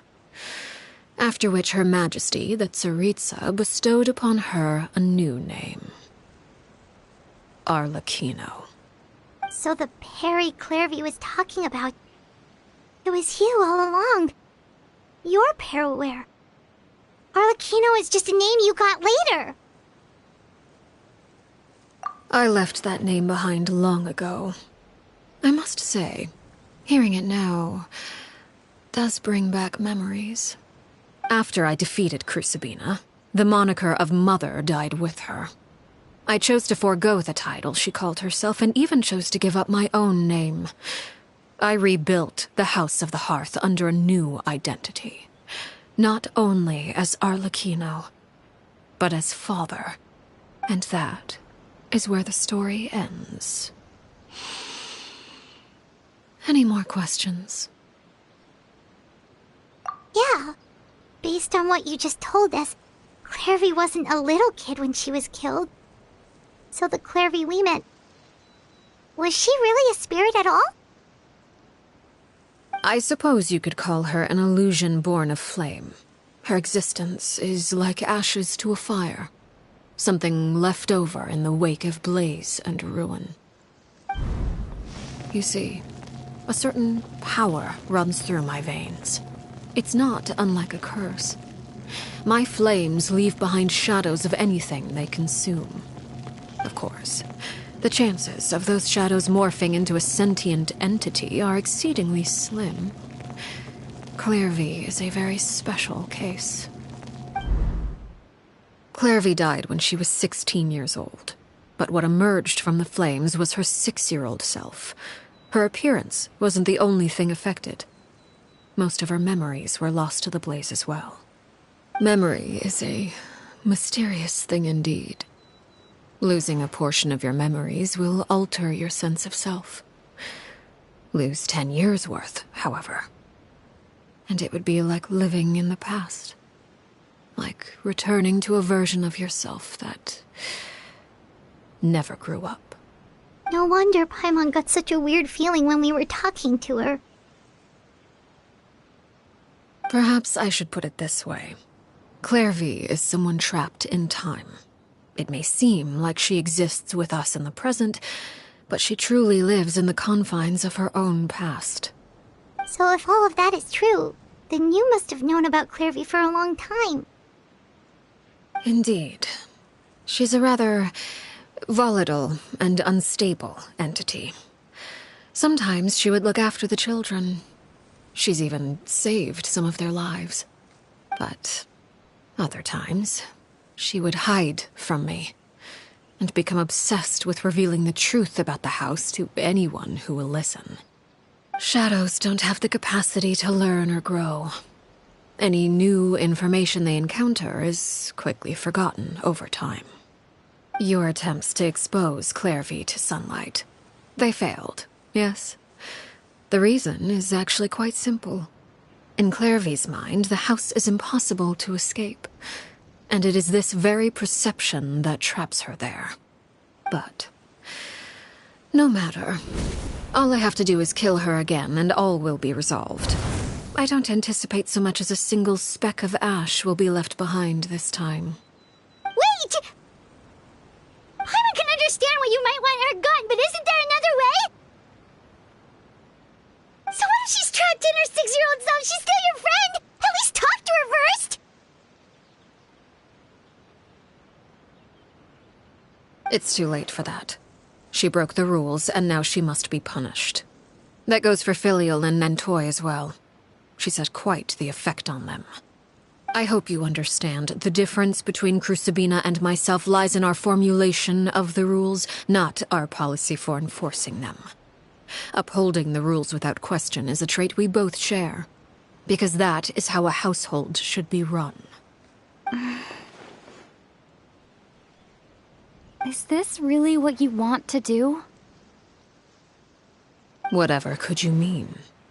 Don't you want to say a proper goodbye at least? Whether as a killer or as a father, there are two things that must be avoided at all costs: anger and sorrow. Anger makes you impulsive.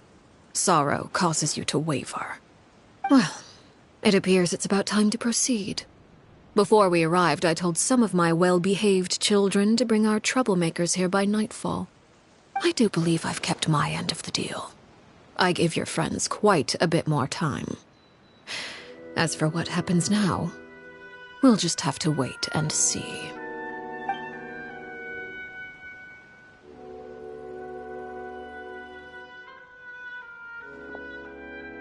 Here they are, Father. Ah, you gonna execute him? Seeing something like that would actually be a first for me. Lenny!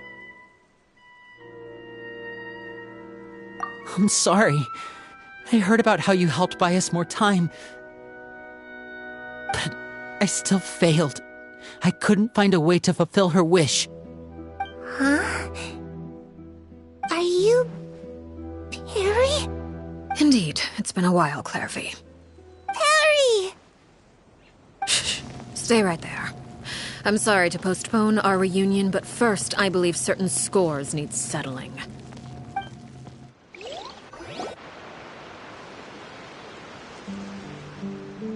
Father, let me explain.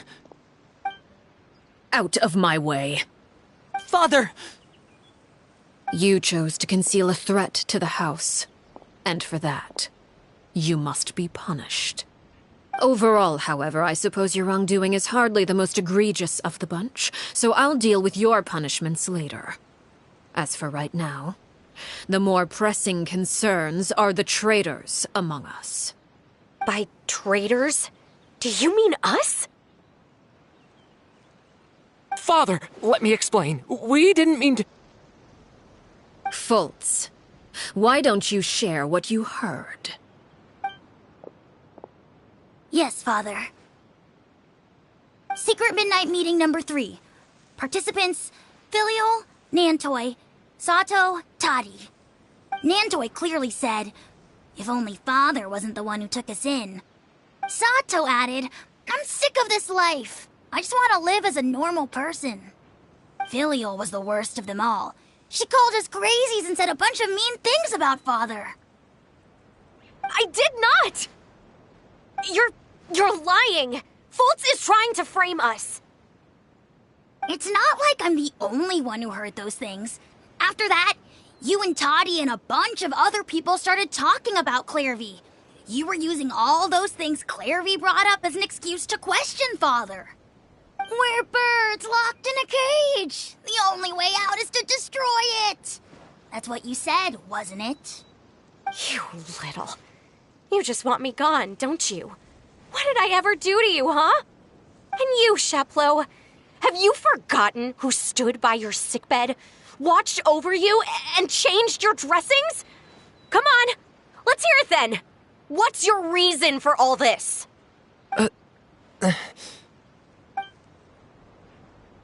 You're wrong, Filial. We don't want you to die. You're our family. Liar.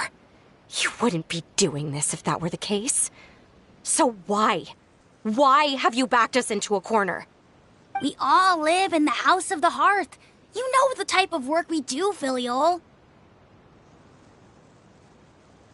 A single betrayal can cost dozens of us our lives. It's not like it's never happened before. That kind of thing is hard to forget. That's why the House of the Hearth cannot tolerate any form of betrayal. Ever since we came to Poisson, you've had 7 secret meetings. A lot of the things you talked about really crossed the line. You've been spying on us for half a month? Wait a second. Now that I think about it, the move to Poisson was just a way to make it easier to spy on us, wasn't it? Because we were all in one place. You've had this planned all along.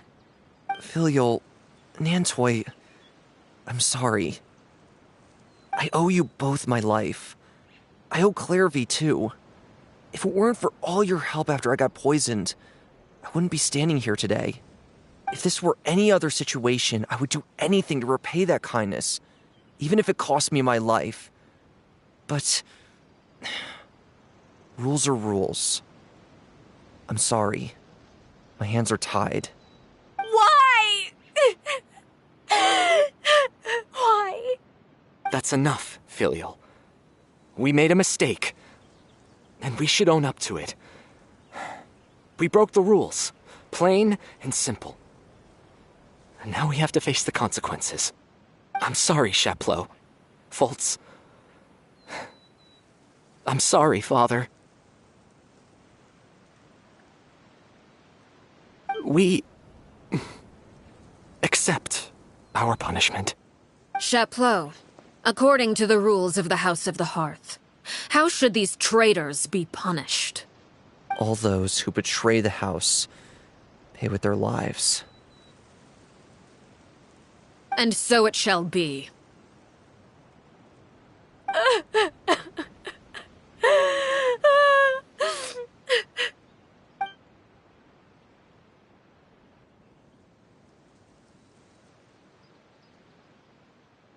Father, please wait!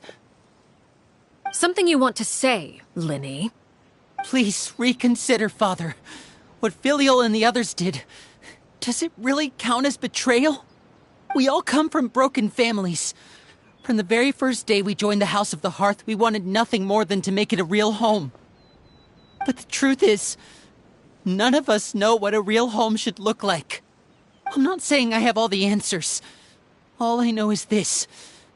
Killing Filial and the others may uphold the rules, but doing so will only bring us further away from being a real family than we've ever been.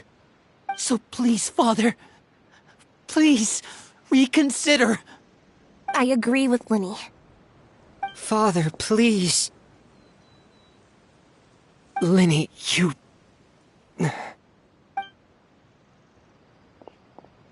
I also agree with Linny.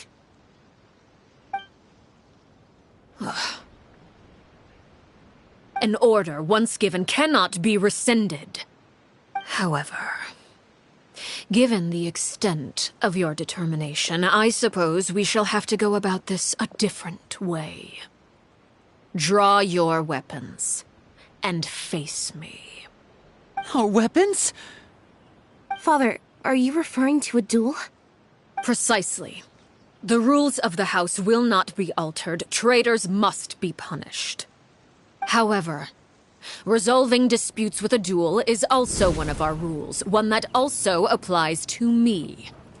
Demonstrate a sufficient showing of strength, and I shall offer a concession.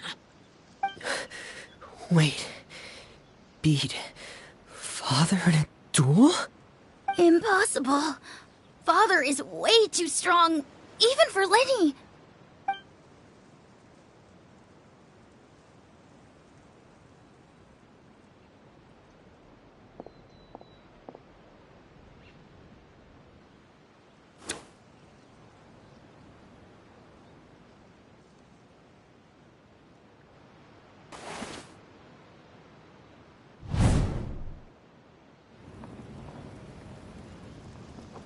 Did you hear that, Traveler? Lenny and the others have to duel the knave. What should we do? Can they really win something like that? If they lose, those people from the house are really gonna be executed. Hey, are you listening?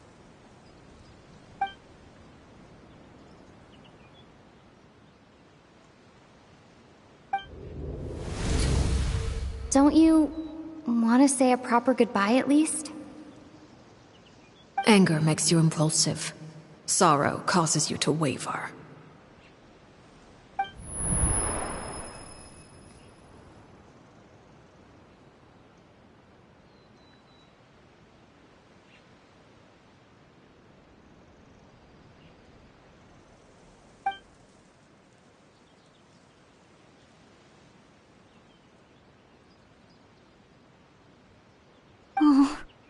Looking at that expression on her face, she seems really serious about this. Guess that means there's no chance she's throwing the duel on purpose, huh?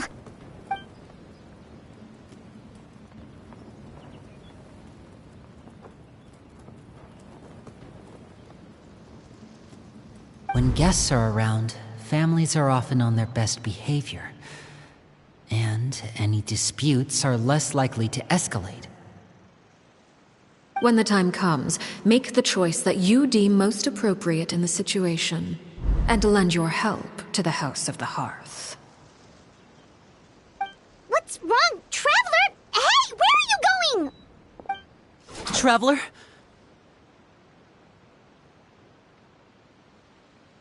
You're asking to join the duel against the knave? I'll allow it. We do have a ready-made dueling ring at our disposal, after all. All I would advise is this. Keep a firm grasp on your weapon, and give it your all.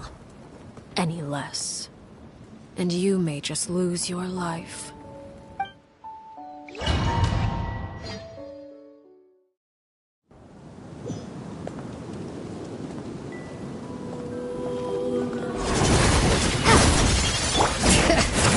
Is it my turn now?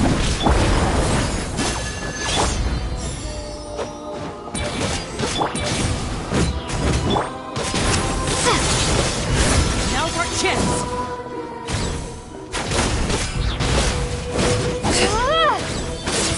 Is it my turn now? Bring it! Letting brave names echo! Rise with the sun! With these rising flames! Are you alright? Is it my turn now? Now that's more like it. How amusing.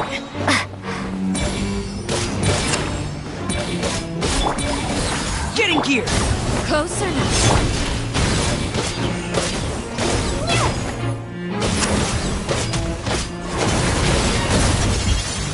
Is it my turn now? With these rising flames!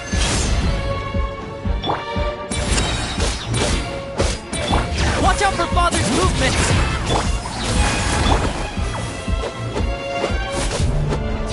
With the fall of darkness, destruction shall rise.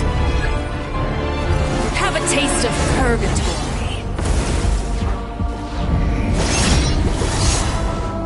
Over here! Look at us, trapped like a bunch of helpless animals. You two! Time to end them! Burn it down! Pyroclastic surge!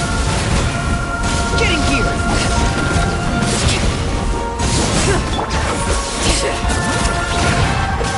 Hear the echoes of the valley! Show no mercy! Full throttle! The countdown has begun. Like a fly tangled in a web. Now's our chance!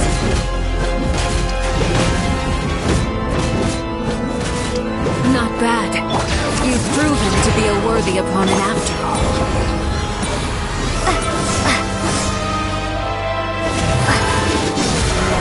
Spare your energy. Running is of little use. Over here!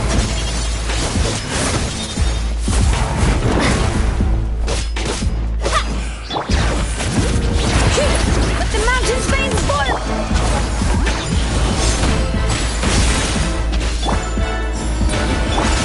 Is it my turn now? Light of the blazing sun! Getting gear!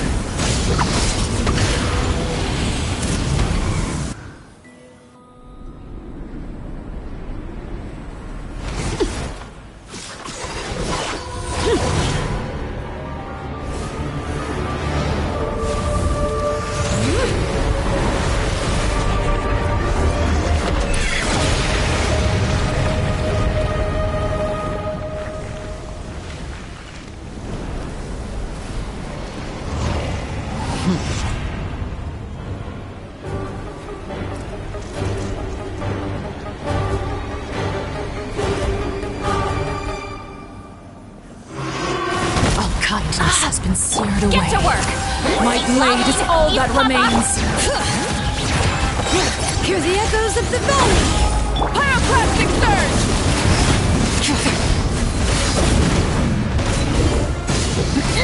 Now's our chance! Over here!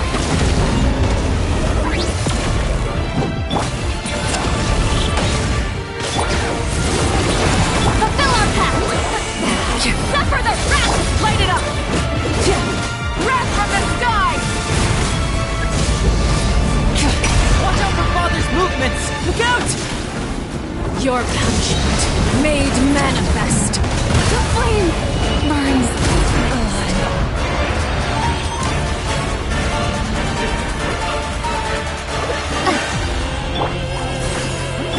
Let the mountain's veins boil! Now's our chance! Over here! The sun and moon have set. Only ruin remains. The struggling veins. Bring it! Get to work! You two! Time to... Watch out for Father's movements! Look out! Suntown is only the beginning.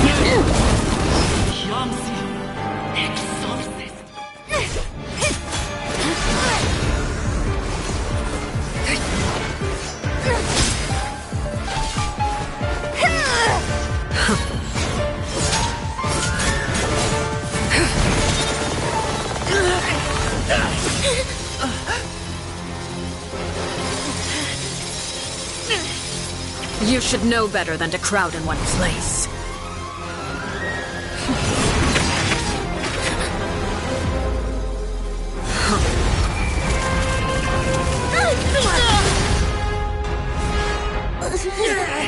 Oh, I know. Now! I'm sorry, Father!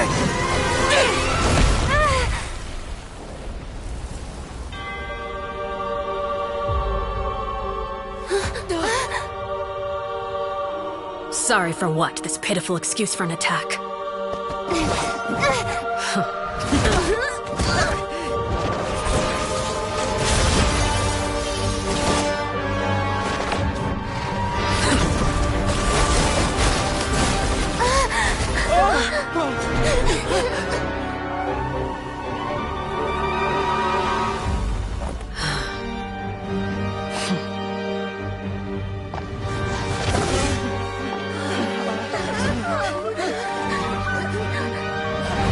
Father, no!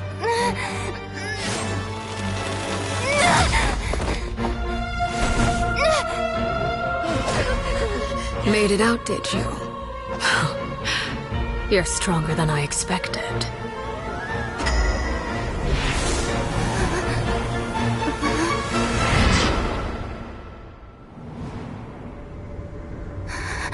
A crimson moon. I can't move.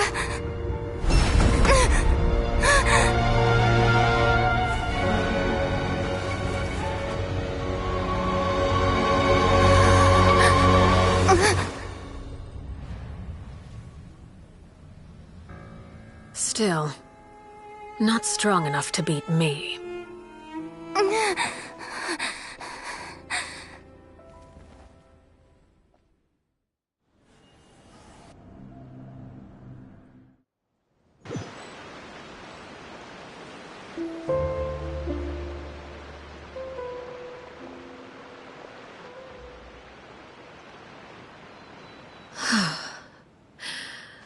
I believe we can end things here.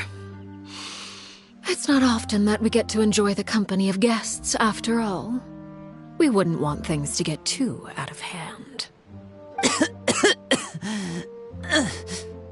Brother, are you all right? Lenny. Given that I am the victor of this duel, as agreed, the punishment stands. No!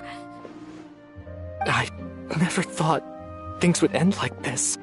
However, everyone involved in the duel demonstrated a remarkable level of strength and determination. In light of this, I'm prepared to change the method of execution. Elwar, the bottled flames I gave you for safekeeping. Do you still have them? Yes? I wasn't sure what they were for, but I kept them super safe. I didn't lose a single one. Wonderful.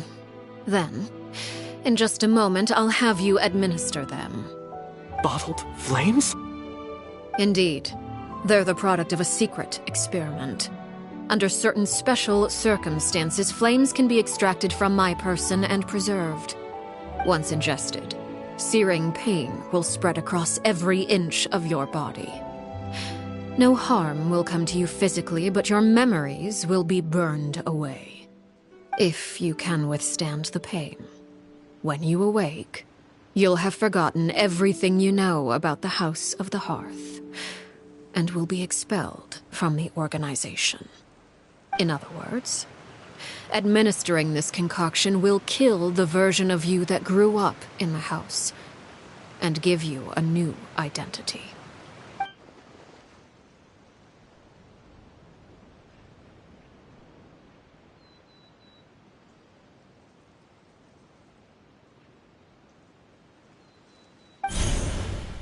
Memory is a mysterious thing indeed. Losing a portion of your memories will alter your sense of self.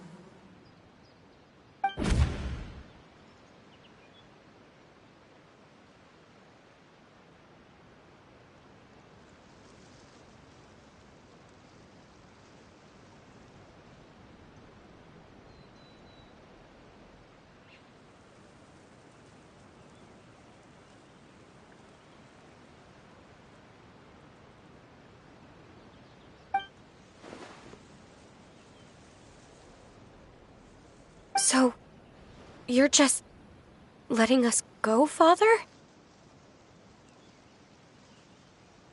You misunderstand.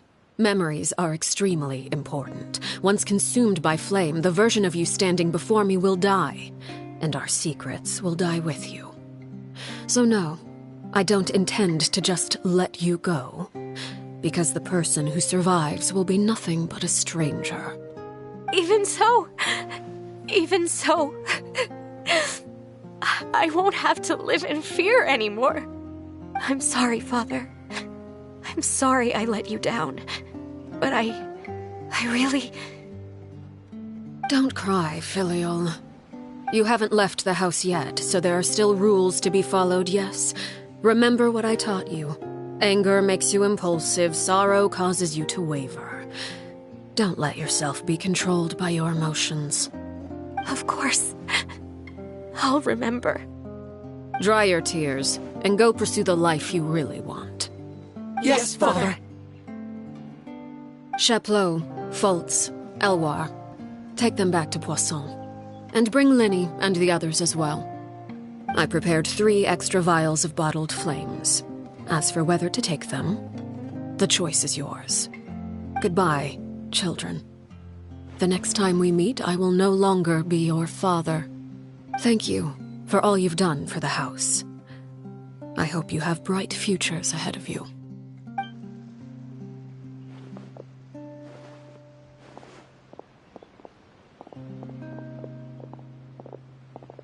Father.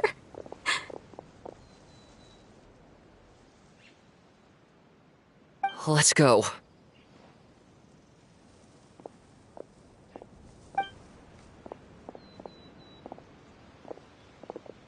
Here, grab my arm, Linny. I'll help you walk back. Thank you.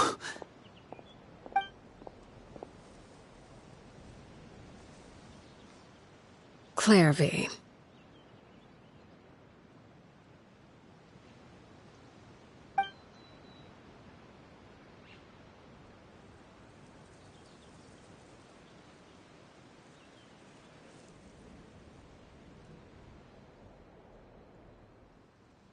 Can we talk now? I've been waiting for a super long time. You really are Perry, aren't you? I haven't seen you in so long. How come you're all grown up? Wait, did I somehow travel to the future on accident? Or am I dreaming? What a long dream. Neither. You died, Clairvy. That's what happened. You could have at least sugarcoated it a little. Look, she's that speechless. Oh. Okay then. Huh? That's it? You accepted it just like that? Yep. If that's what Perry says happened, then I believe her. Perry wouldn't lie to me. Plus, I don't really need to know why I'm like this. I'm more curious about what happens in the future. If you're a harbinger now, Perry, that means Mother is gone, isn't she? Can you tell me about it? I want to know what happened to her. And to me. You never stopped trying to defy fate. At first, no one believed you. You could only vent your frustrations to the moon. In fact, you often sought comfort in the night sky. You wanted to see the aurora, so one night we promised each other we would go to Snezhnaya to see it together. Later on, you tried to run away, but you were brought back each time. Mother spared your life, but it wasn't out of kindness. Instead, she decided to make an example of you by slowly torturing you over time. That way, the other children would know what happens to traitors. Still, you never gave up. Mother hoped that through ruthless duel after ruthless duel, she would be able to crown an ultimate victor among the children she raised. But you called on everyone to unite, to fight to a draw in order to reduce casualties. Your efforts may have only delayed the inevitable, but still. You gave them hope. You tried everything you could think of, but every attempt ended in failure. Still, you never turned your sword on Crucibina, and you never turned it on me. On that gloomy day, you told me. For the last 16 years of my life, I've done everything I can to fight for freedom. But now, I realize that the only freedom I truly possess is the freedom to choose to die. I never imagined I would say something like that. I must have been feeling really worn down. But somehow, I still think I understand. According to Mother's plan, only one of us was going to make it until the end. And I always hoped that person would be you. If I could do it all over again, I still don't think I would make a different choice. Even when I first met you, I knew you'd be able to do what I couldn't. Is that so? Even now, I'm not sure I truly understand what kind of freedom you were trying to pursue. But as the head of the House of the Hearth and as the children's father, I've tried to give them the most basic of freedoms. The freedom to choose their own fate. It's something I discussed with the Iudex of Fontaine. The children who want to leave the house will have their memories wiped clean of all secrets pertaining to the organization. In return, they will be allowed to live a normal life in Fontaine without being prosecuted for their past. Of course, I won't simply hand freedom to them on a silver platter. They have to fight for it and prove themselves worthy of it. Only freedom that is earned has true value. That's more than enough. That's exactly the kind of life I was fighting for. You know, Perry, I think you're a pretty amazing king, and a really great father, too. I'm really happy that you're the one who took over the house. I guess I do have one regret, though. I still haven't seen the outside world. Well, it just so happens that our dear guests over here have been to many nations and traveled to countless places. Perhaps they would be willing to tell you what the outside world is like. Really? Of course! We've traveled all over the place. We've got so many stories, we could probably talk your ears off for 3 days straight!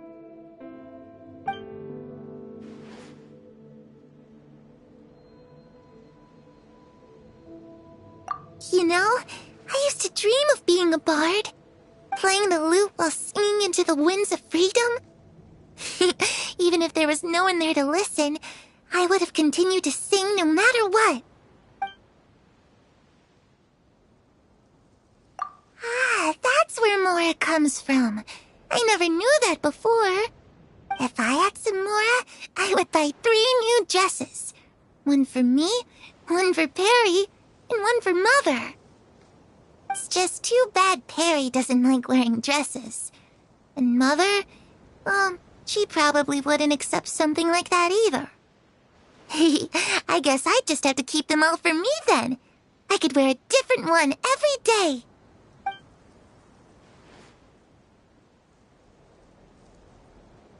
Those yokai you mentioned, what do they look like?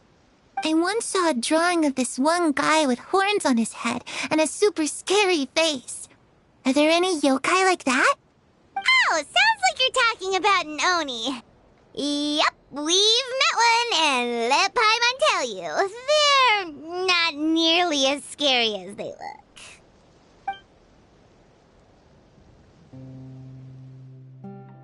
I was always too afraid to skip Mother's fighting lessons.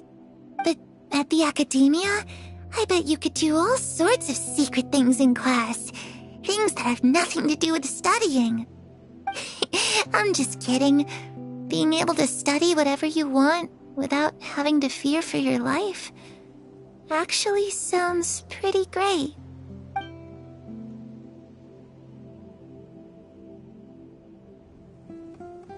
The situation was super dangerous. Lenny and Lynette were accused of committing a crime, and they were going to have to stand trial at the Opera Epicles. Oh no, that must have been hard for all of you. What happened next? Don't worry, we were able to turn the situation around super quickly, all thanks to Detective Paimon, of course. How'd you do that? Come on, tell me. Okay, so it was like this. After the failed magic show, we rushed to the scene and...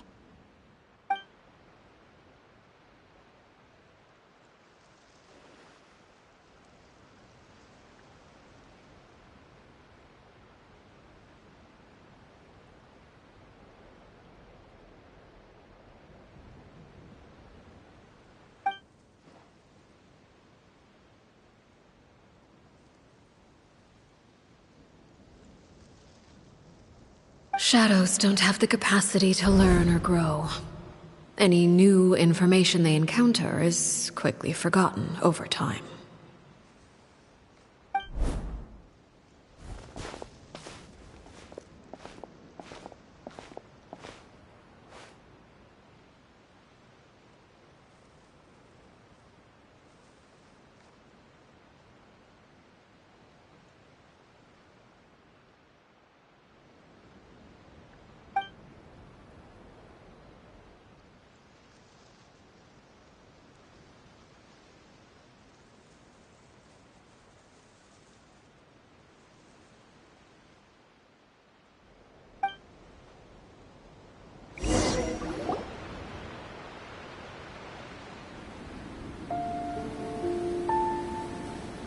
Clairvy, you've worked tirelessly from the shadows to overthrow the House of the Hearth. Now, by my authority as the Knave, I shall announce how this matter ends. You are hereby expelled from the House of the Hearth. You are no longer tied to this place, nor are you bound by its rules. You're saying that I can finally leave? I get to experience the outside world as well?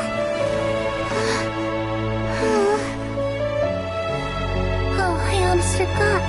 There's no getting older for me.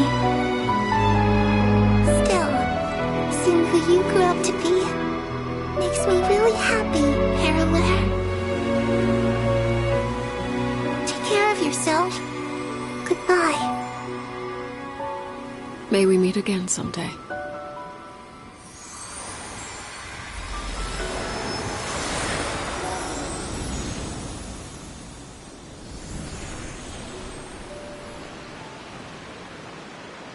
Clairvy. She left so soon. Paimon didn't even get to finish her story. I also have certain sentiments left unsaid. I wanted to tell her that the aurora I saw in Snezhnaya was just as beautiful as the ones in the pictures. But a shadow's memories reset at dawn.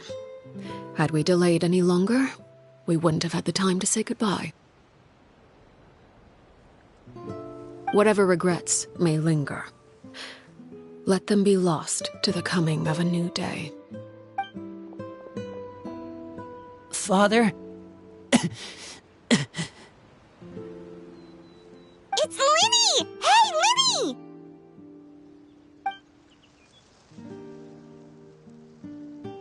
What is he doing back here? Let's go check it out.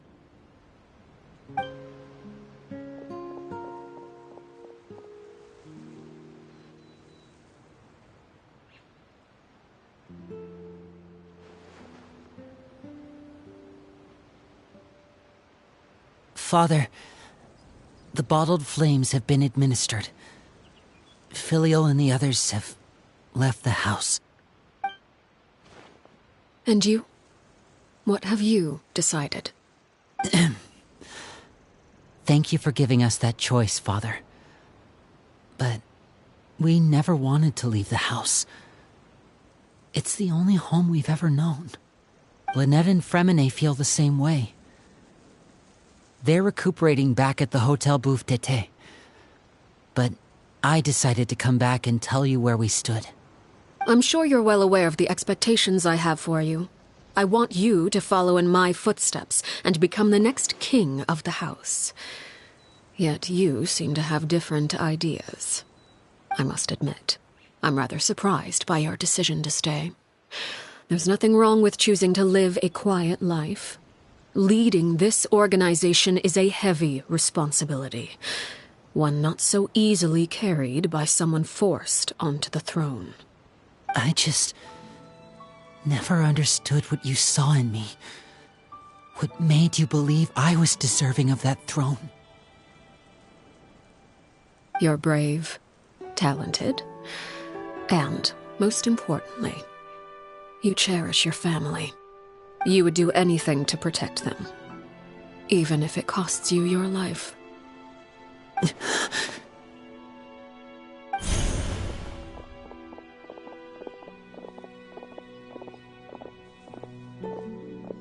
Speaking up back there was so brave of you, Linny.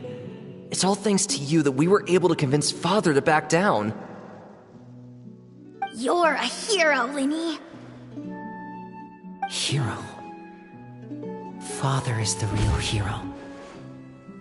Had Father gone all out during the duel, there's no way I would have walked away with my life.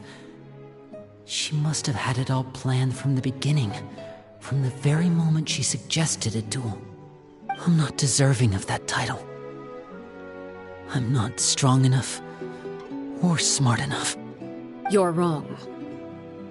In my opinion, all you need to be deserving of the throne is conviction and the necessary strength to act on it. We may have different ideas of what it means to be a family, but you can hardly be said to lack conviction. What you truly lack is strength. For someone of your talent, though, that's something that will come with time. Even without that strength, you still chose to face me in a duel, even though the odds were stacked against you. That capacity to honor your convictions is what I truly see in you. Father. No one knows what the future holds, what tragedy or triumph may be in store. Being at the head of this organization requires the strength of will to face whatever comes. Caution will only hold you back. If reaching a certain standard were required to go after what you want, I would never have succeeded in killing my predecessor. Back then, there was still a considerable gap between our abilities. Strength may decide the ultimate victor, but those who let a lack of strength dictate their decisions or undermine their convictions will never be worthy of the throne. I understand, Father. Thank you. Children must grow up to surpass their parents. Only then can a family continue to flourish. The road ahead is not an easy one, so I'll ask you one last time. Are you certain you want to stay? You've done so much for me, Father, and that kindness must be repaid. Plus, with Project Stuja at hand, there are many dangers ahead, and I, for one, don't intend to back down. Protecting my family at all costs. That's my conviction. Then you're welcome to stay. As for Project Stuja, you need not be too concerned. If those cowardly businessmen and heartless dignitaries try to take us down, I'm prepared to teach them a lesson. Having members who longed for the light was our organization's last weakness. With those members no longer among our ranks, the House of the Hearth is like a spider hiding in the shadows. We need only wait for our prey to come to us. At present, our imperative is to use their plan to our advantage. In doing so, a crimson moon shall rise amid the frigid blizzards of winter. No demonstration of loyalty shall go unrewarded, and no sacrifice shall be in vain. As for the two of you, whether we meet again as friend or foe, I'll remember the camaraderie we shared in this moment. No matter how arduous the journey ahead, I hope we both reach our desired destination.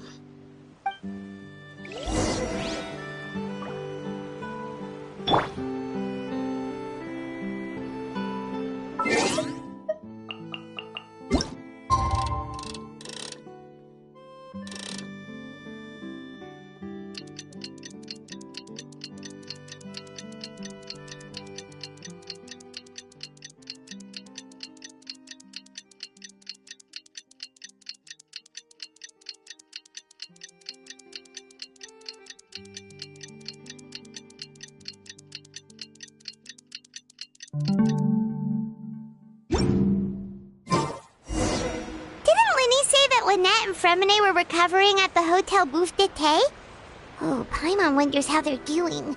Maybe we should go check on them.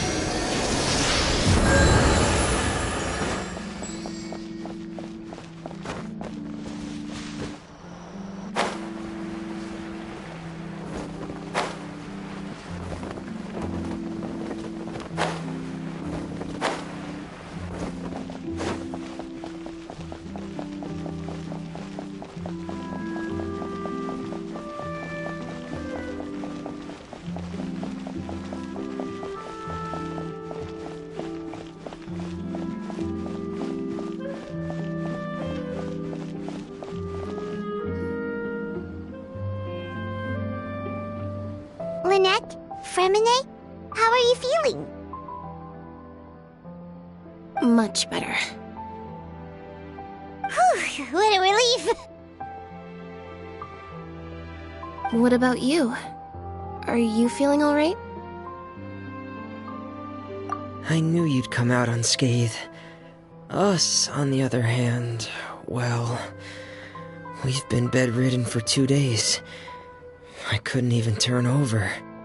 Oh, and I wanted to ask, is Clairvy gone? Linny and the other members have left Poisson and returned to the House of the Hearth. According to him, there haven't been any more sightings of a spirit roaming the house. I see. I'm glad. Father came to check up on us 2 days ago and told us about what happened with Crusabina and Clairvy. Actually, I've met Crusabina before.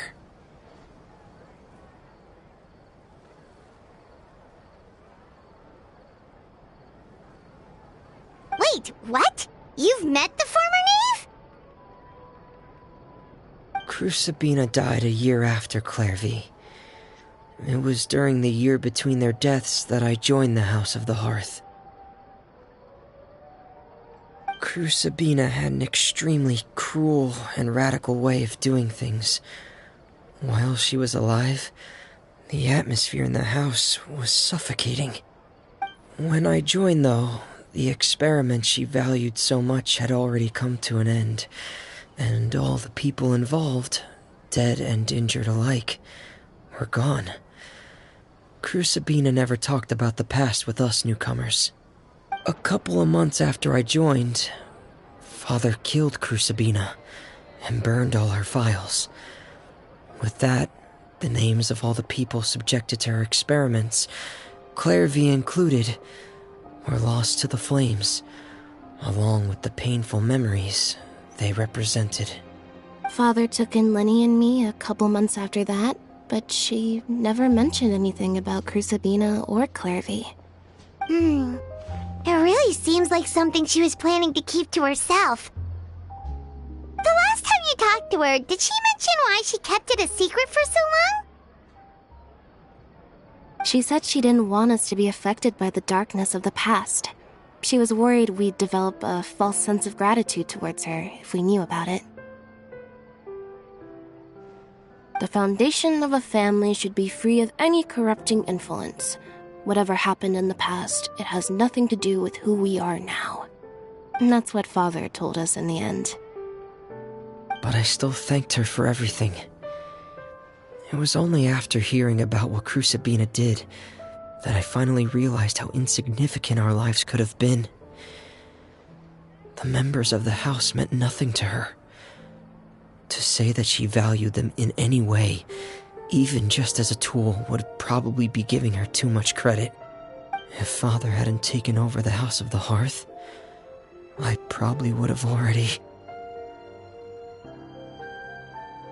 Father rarely brings up the fact that she saved us. She doesn't believe that being indebted to her should be what ties us together. But even if we didn't owe her anything, we would still choose to stay. Because this is our home. We may have arguments or times when we feel wronged. Some people may even choose to leave. But as long as Father is here, we will always have a home. Whether the path before us is bathed in sunlight or shrouded in shadow, we'll follow Father wherever she chooses to go. So I wanted to say thank you for helping us make it through this crisis. Without your help, we could have lost a lot more along the way. Oh, we didn't do anything, really. Of course. You're welcome anytime. Are Filial and Nantoy okay? I actually saw them at a cafe this morning. They didn't recognize me. From what I could tell, they were drinking coffee and talking about one of the operas that started running recently. They seemed happy. If I had to take a guess, I would say they finally found the kind of life they always wished for.